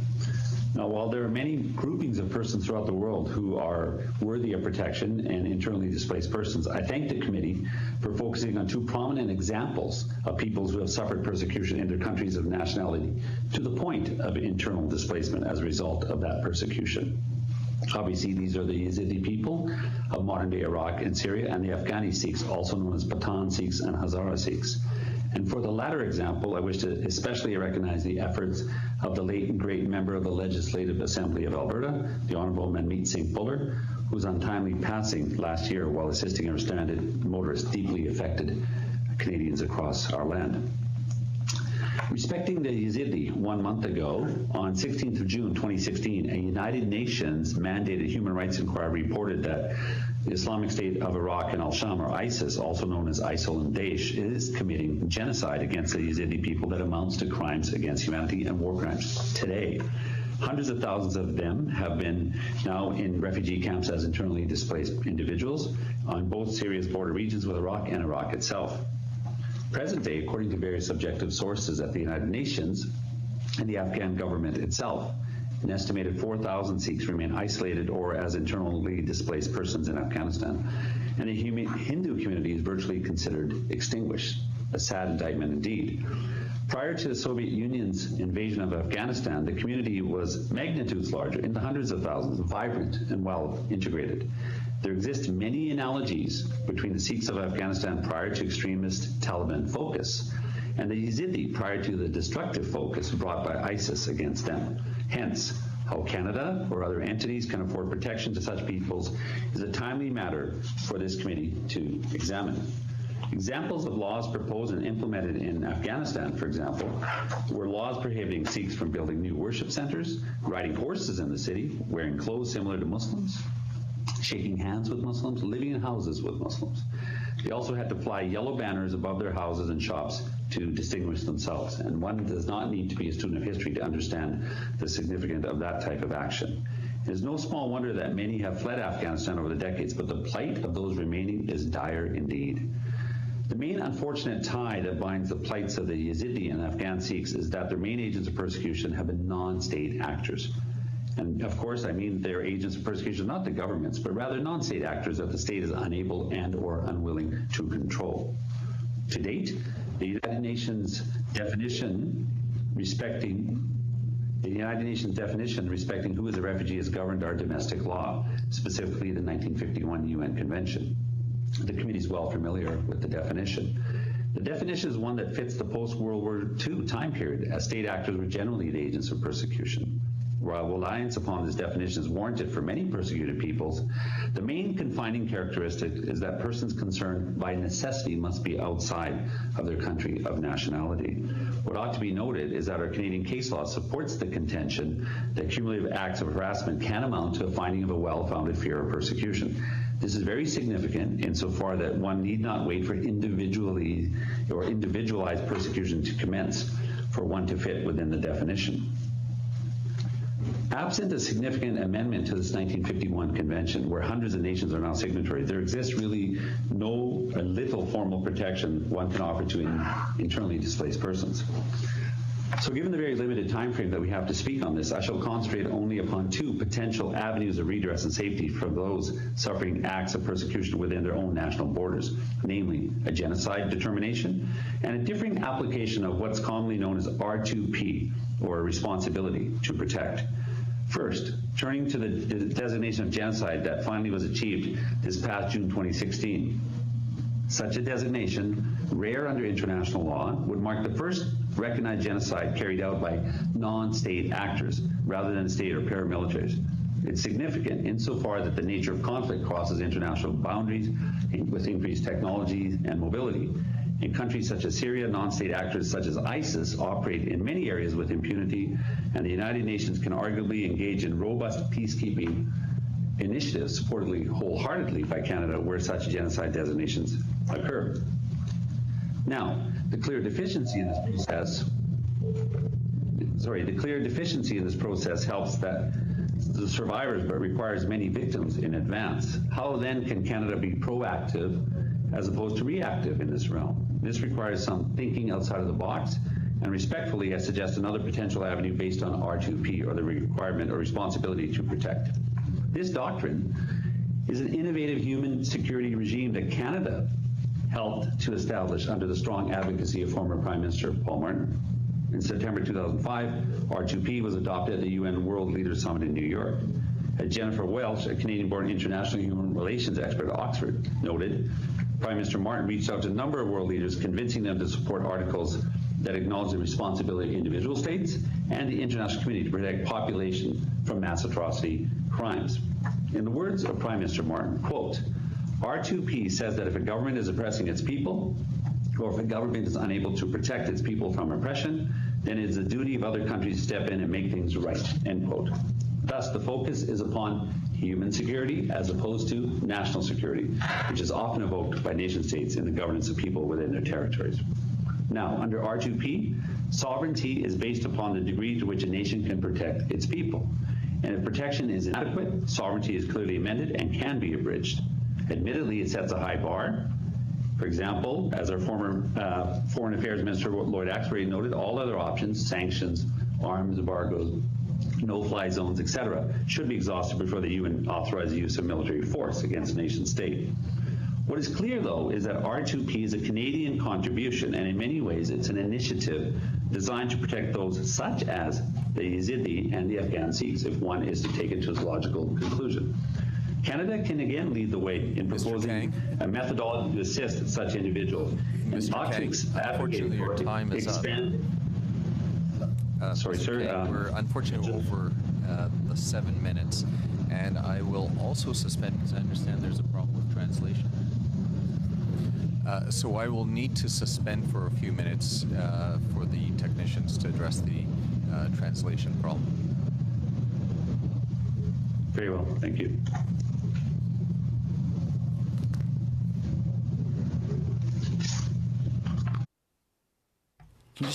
Can you just close the door behind you and see if that maybe, we're just getting a low hum. Can you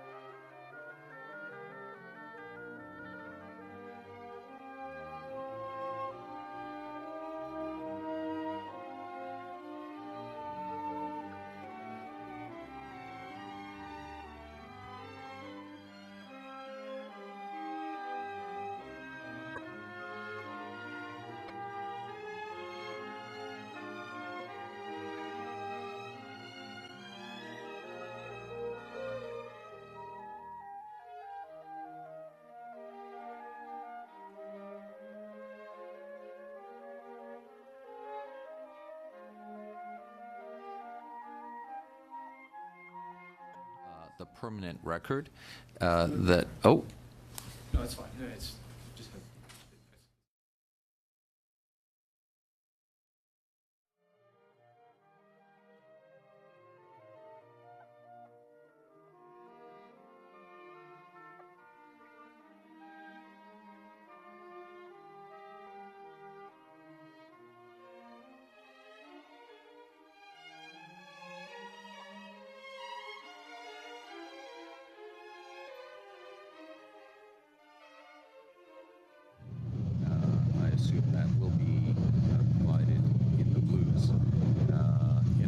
fashion, because the other option would be to unfortunately thank our guests for the presentation, and there would not be an option for them to further take part in the committee hearing.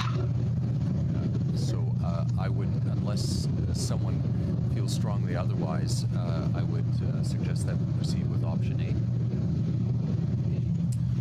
So we appear to have unanimous consent. Ms. Klott. Thank you.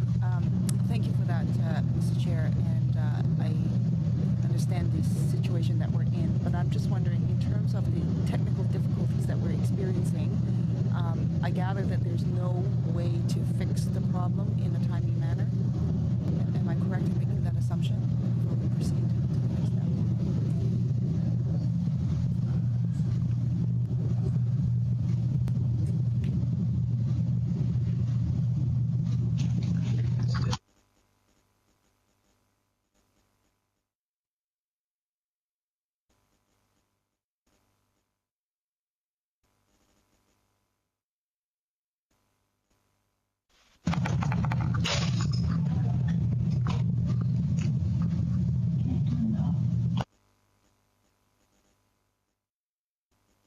To answer your question, we don't have a timeline. Yeah. Thank you. In light of that, we're not able to fix the problem. We don't know how long the problem is. Instead of not proceeding, I would agree that we should proceed. So thanks. Thank you. So at this point, we will continue. I'd like to thank the panelists for their initial 7-minute presentations. And we will begin the 7-minute rounds of questions with Mr. Sarai. 7 minutes, please. Thank you to all the panelists, and I'll begin my question and first comment to Ms. Buller.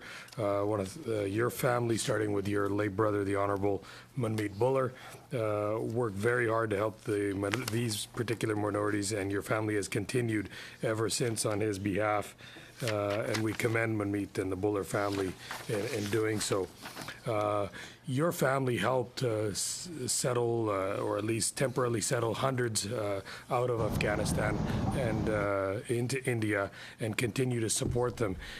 Can you briefly tell us what were the greatest challenges that you have, from your conversations with them, heard that they faced in Afghanistan?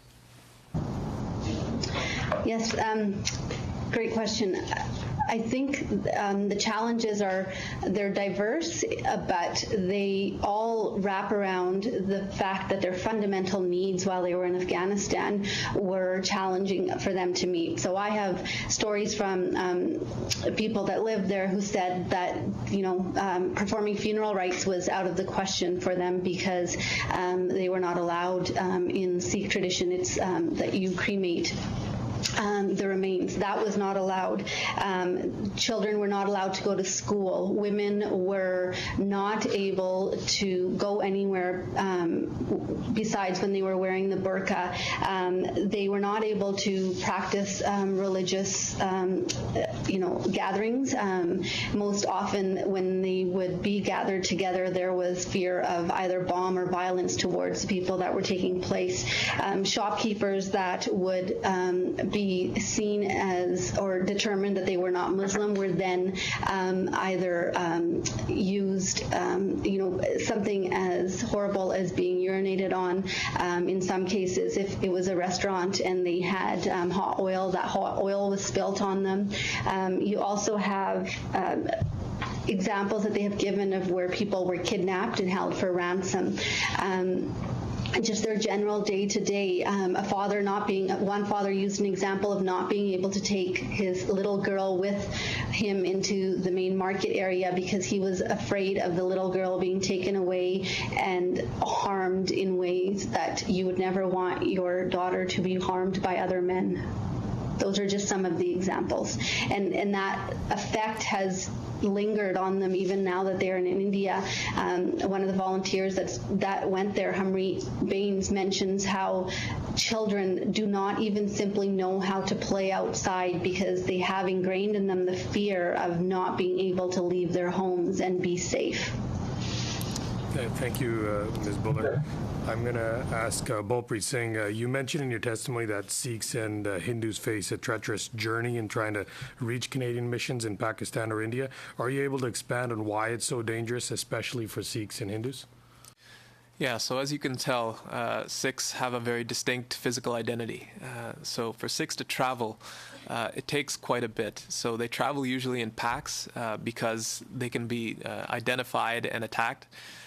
But doing so is a treacherous journey. I mean, they can make short journeys, especially locally, but they tell me that when it's even going internally, for example, a trip to Kabul from an outside region, it's very, very dangerous because they don't know when a Sikh might be kidnapped, when they might be targeted or attacked otherwise. And this isn't just, might happen, this has happened, and it's an ongoing fear that they have.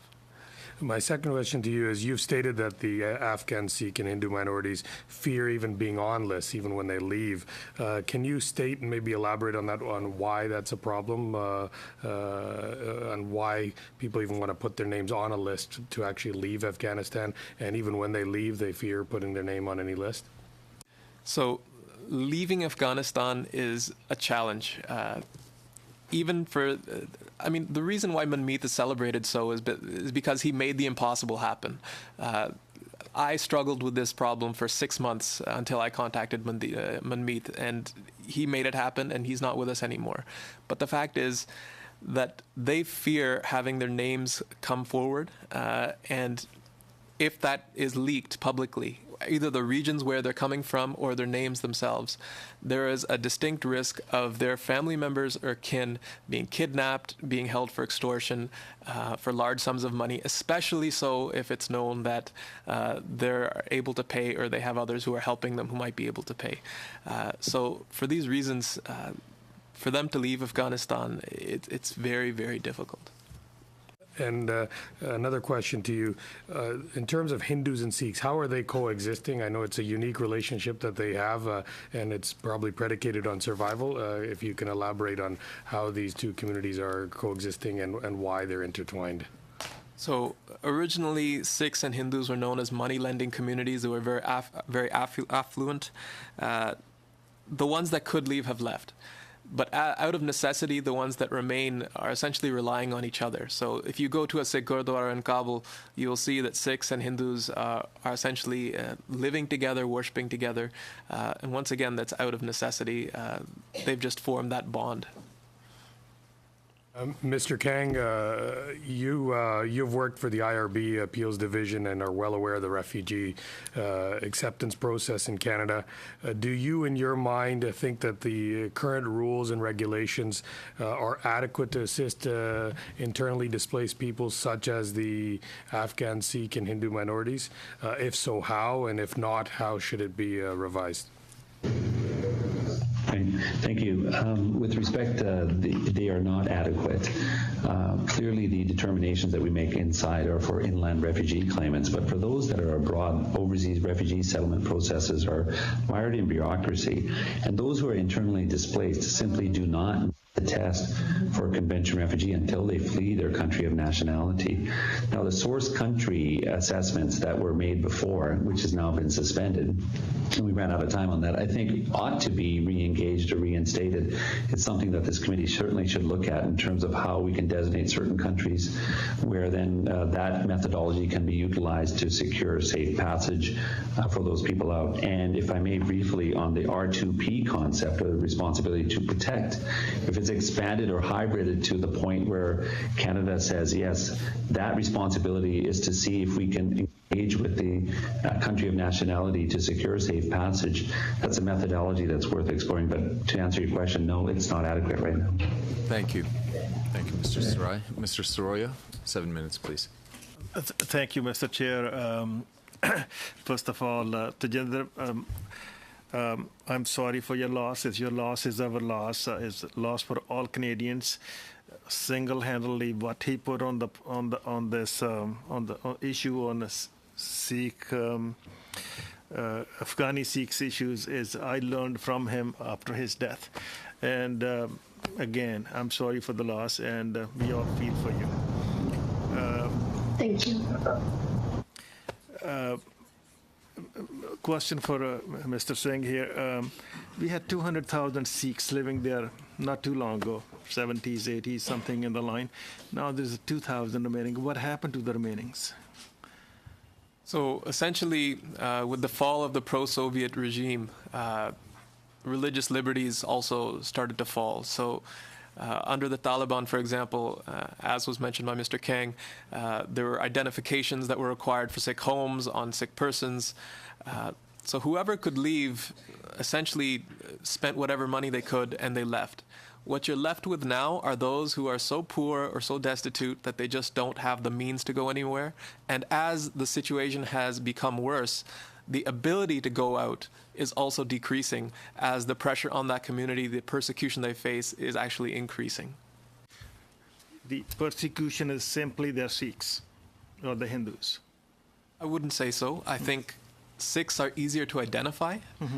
Hindus, because they don't necessarily have the same articles of faith, can blend in somewhat easier. But locally, I am told that Sikhs and Hindus are both not treated fairly or as equals.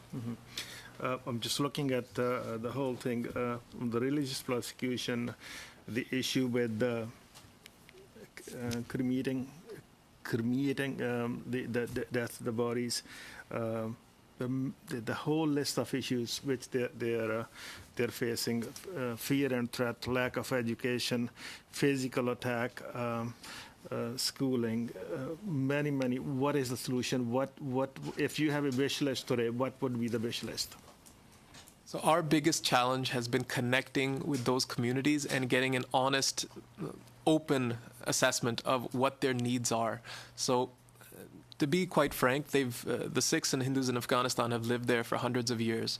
If there are any supports that we can provide them to allow them to continue to live there, that would be a priority. But we know that for many Sikhs in Afghanistan, that simply isn't possible, that they've reached a point of no return. They simply cannot live there anymore. What we are suggesting is that with the assist of NGOs or some sort of bodies on the ground there, that we actually connect with them and find out what their needs are. And if it turns out, as we suspect, that they cannot continue, that we provide them an expedited process to leave. I'm not sure how. One day I spoke in the House of Commons on the Sikh issue. Within 2 minutes, I received a call in my Ottawa office, somebody claiming, non-Sikh claiming, take all the Sikhs, Hindus, Christian, everybody else out of the country. This is an Islamic country. This was the message left with one of the persons right here sitting with us. But in my opinion, it's hard for them to stay in the country. The solution possibly we take them out. What can be done to bring them out? So that is a difficult question.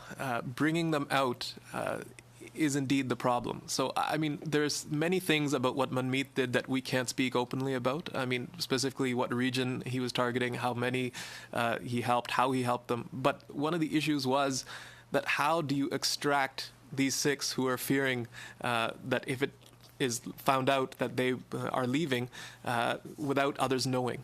So that was actually a huge challenge. So there are 200 that Manmeet and his family have been able to extract with the support of this community. And if you're looking at 2,000, it's a huge task. It's virtually impossible. Manmeet was able to leverage his personal contacts, his relationships to make it happen. But those were just amazing that regular people like myself simply don't have. Is there any way Immigration Minister John McCallum or the other side can help bring them into the one part of Kabul or something, then they can bring them out with a different approach from that? I think it goes back to my earlier suggestion that if we can have an NGO or some sort of assistance on the ground, and I know Canada has relationships on the ground because of our military mission there and our embassy there, if we can get an NGO to help us actually reach out to the community and find out what the situation is on the ground, we'll have a better ability to understand how we can help them, and if it is indeed, as we suspect, the case that they need to be extracted, how that can best be, how can that happen? Mm-hmm. Tejendra, anything else you want to add on to the same question? Yes, if I could, you asked the question of what would the wish list be. If I could speak quite openly, the wish list would be that we get assistance from the government, whether that's in the form of NGO or other government services. We get assistance on the ground in Afghanistan so that we can make an accurate list of the number of Afghan Sikhs and Hindus that are in the country that are living in a situation where they are no longer, it's not a viable solution. We'd like to have the assistance to officially make that list, find out if they have the travel documents that are necessary, and then we'd like to work with the Canadian government to figure out a way to bring them to Canada. I know the rule states that they have to be in a different country first before they come here, but a simplified version of what we would like is that once we know how many of them they are, we would like to expedite their transfer here to Canada as refugees. That's a wish list.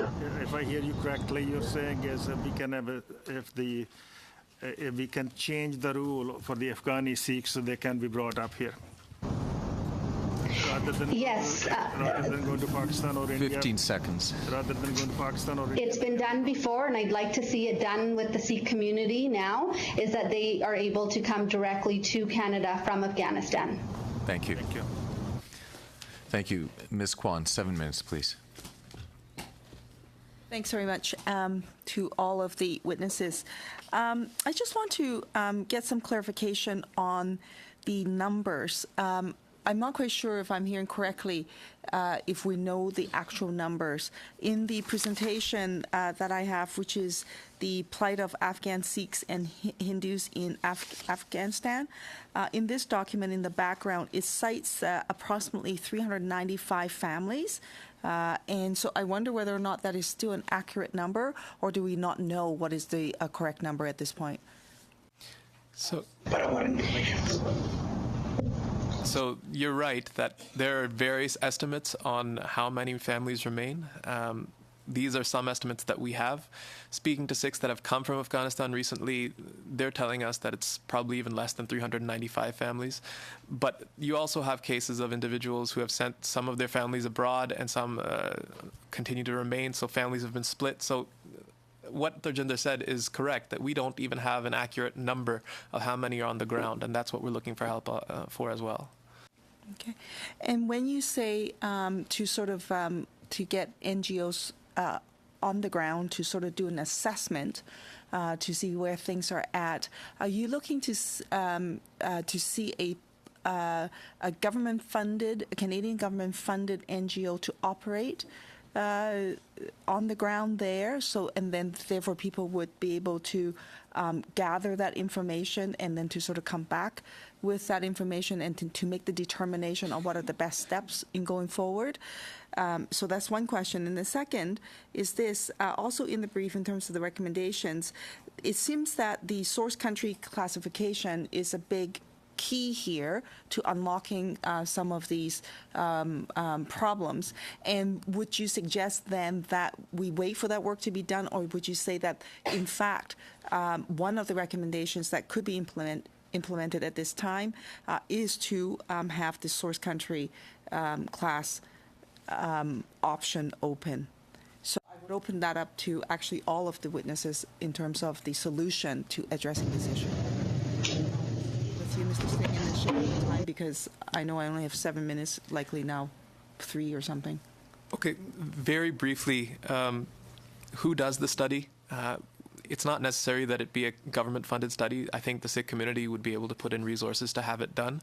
The fact is that we don't have manpower on the ground, and we don't know who can get it done. But we believe that the Canadian Embassy and Canadian interests will know how that can be done. With respect to the source country class, it was eliminated in 2011. We understand it had very serious problems. For example, the list of countries. A number of issues that were there. We think that it might be an option to open it up to private sponsorships. It needs to be looked at because right now there's no viable option for those individuals who are internally displaced. Ms. Bowler? Okay, go ahead.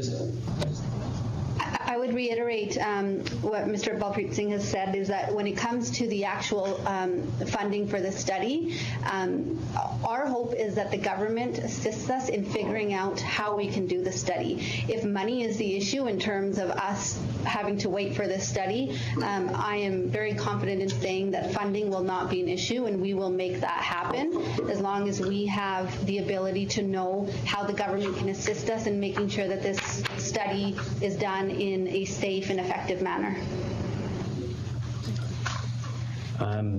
Just to tag on to that, if I may. Go ahead. Sorry, I can't tell who's speaking. Sorry, it's Mr. Matu from Surrey here. Just to tag on to that, I agree with Ms. Buller that the private funding, I don't believe is going to be much of an issue. The Sikh community in Canada is obviously very well connected and that shouldn't be an issue. But to the second part, I believe, or the second option, which was the source country class, I think that's a very viable option. It was an option that was part of the Immigration Refugee Protection Act and regulations when it was brought in. It's something that could be relatively easily revived, slightly revamped to take into consideration current affairs and assist with extracting or help extract people that are internally displaced and may not fit the full convention refugee definition. And would you see this as government-sponsored refugees under this class, or would you see the individuals to come as privately sponsored refugees under the source country class? I think Privately in sponsored refugees. Yeah. Yes. Yeah. Perhaps we can go to Mr. Moto first. Specify which particular witness you'd like the response from. Okay, we will I'll ask Mr. Moto to respond first. Yes, I agree. I think it should be private sponsorship in this particular case. Ms. Bowler? To the same question. Certainly private sponsorship is what we're looking at, but an expedited way of being able to do that. And you would suggest that work should be should proceed or happen simultaneously as we try to figure out the work of trying to gather further information on the ground. Is that correct, Ms. Bowler? Yes, I think that speaks to what I was saying in my statement, is that I fully respect the bureaucratic process, but certainly there's a way to expedite it and there's a way to make sure that it's efficient. Thank you. Actually, that's all I have. Thank you. Mr. Tabara, 7 minutes, please. Thank you. And thank you for all the witnesses for coming here today. And I just want to send my condolences to the Buller family. You mentioned, Mr. Singh, about the Afghan Sikhs and the Hindus are unable to move freely and unable to hold businesses, and there's many discrimination towards them. My question is, what is the status of the displaced Sikhs communities across the borders of Afghanistan, or when they cross the border to Afghanistan when they cross the borders to Pakistan or India? Do they have any documentation with them, or do they have anything that's from Afghanistan when they cross borders? So It's a good question. With respect to their status as internally displaced, what they tend to do is they congregate at gurdwaras, places of worship. With respect to them traveling outside, one of the biggest issues that this group of 200 had was, in fact, access to government identification, passports. Manmeet made it happen. He leveraged some contacts that he had. He was able to find someone that could speak English and make it happen for them. But it wasn't easy, and it's not possible for the vast majority of these people to have that done. So your question about passports, most of them didn't have passports, but Manmeet got it done.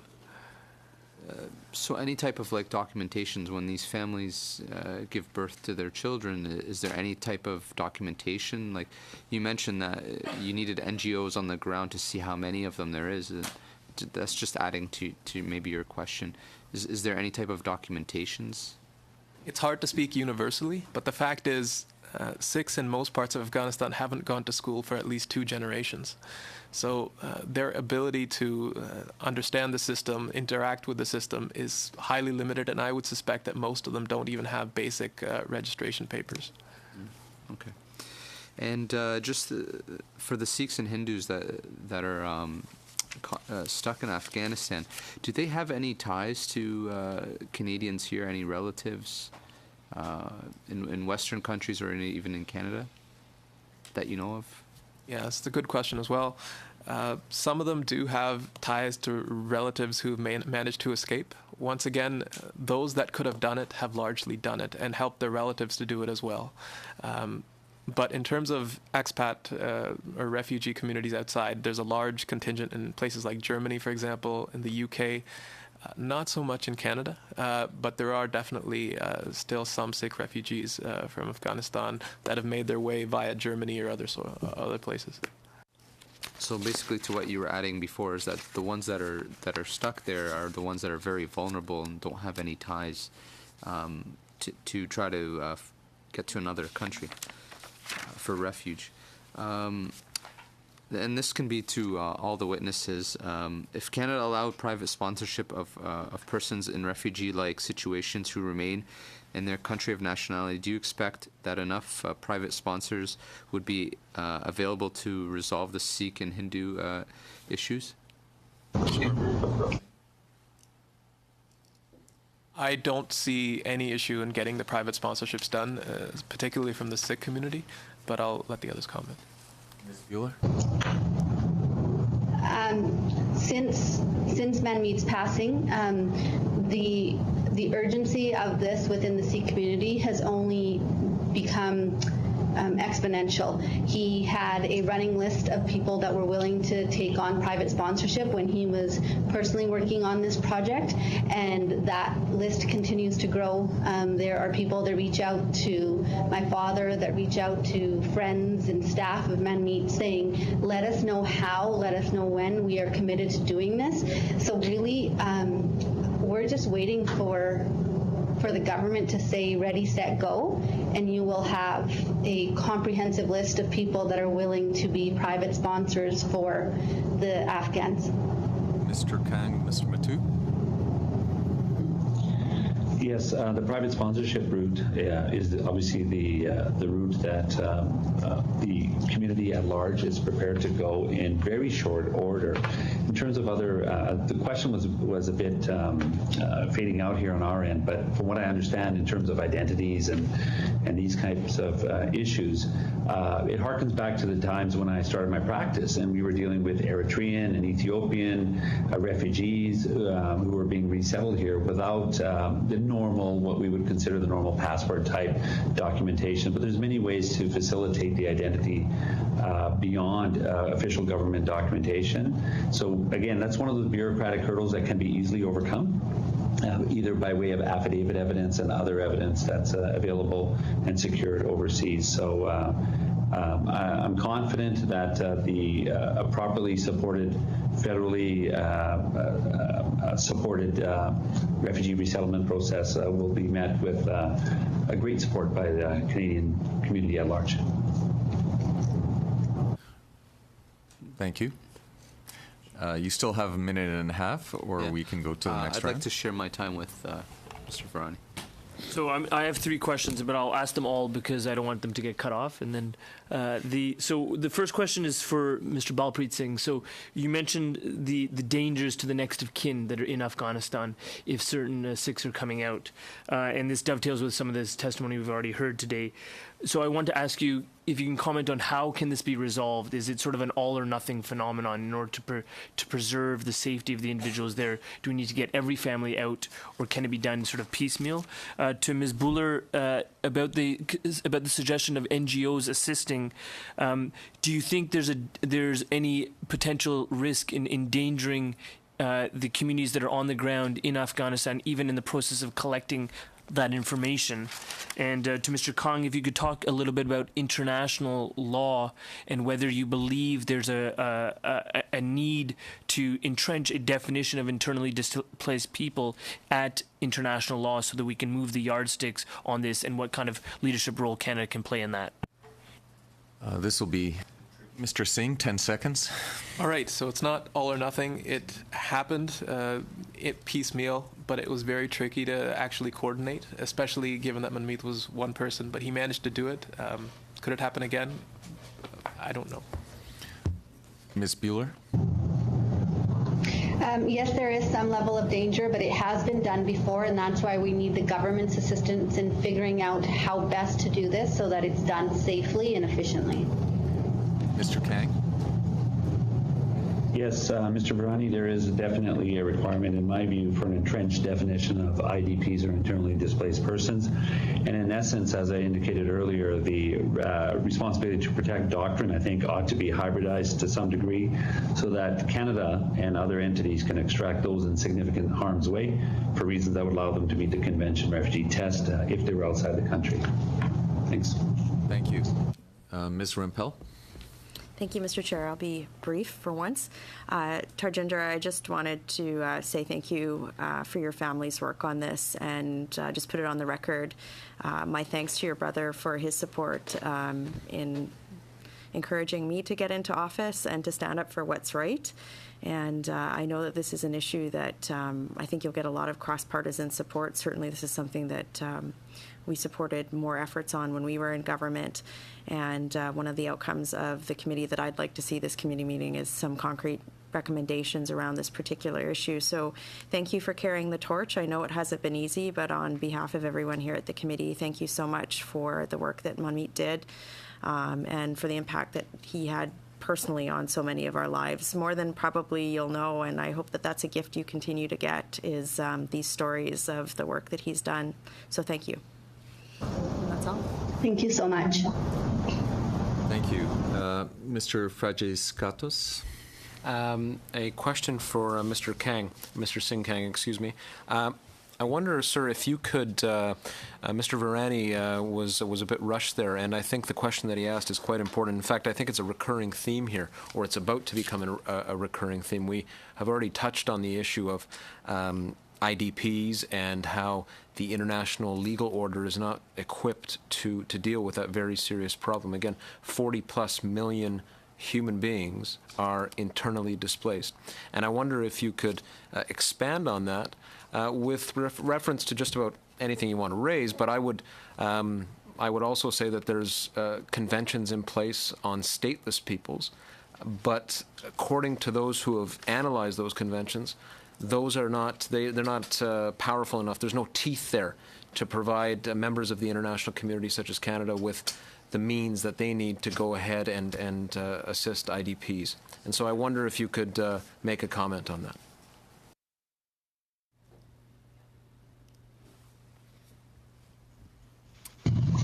I think that was a question to me, sir. That was.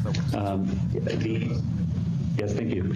The whole aspect of what constitutes internally displaced peoples or internally displaced persons, I think, is important because one can look at it individually or collectively. And when one looks at the Yazidi example, of course, it's a collective thing where there's no individualized persecution per se that has to be there. I agree that the conventions as presently framed really outdated, almost stale, in the sense that the nature of conflict, and we're all aware of what's happening through media and others, but just the nature of conflict has evolved and unfortunately changed to a point where, we can't see a foreseeable time when it's going to be diminished. And you're right, there's millions, tens of millions of people who are internally displaced. The magnitude of the problem shouldn't detract from our energy in terms of addressing these issues. And when one looks at the Yazidis and one looks at the Afghani Sikhs, there are clear examples of what happens when we come late to the table with proposed solutions. So I think Canada has to be very proactive. And again, harping back to what I indicated happened in 2005, it's a little over 10 years ago, but it was our Prime Minister and our government that advocated strenuously for the responsibility to protect. And now, there hasn't been a consistency in terms of that advocacy, and I'm not just singling out Canada, but just around the world. Collectively, nations that are forward-looking can advance these types of causes, and I think internally displaced persons are worthy of protection, and it should not be this legal fiction that they have to cross borders and cross boundaries, and then and only then does it become our problem to address. The European migration situation is a prime example, where if we cannot go and secure protection for individuals above and beyond refugee camps that are temporary in their home countries, then people will seek refuge. I think it is a moral obligation on Canada's part to address the inadequacies of international covenants and conventions and move expeditiously.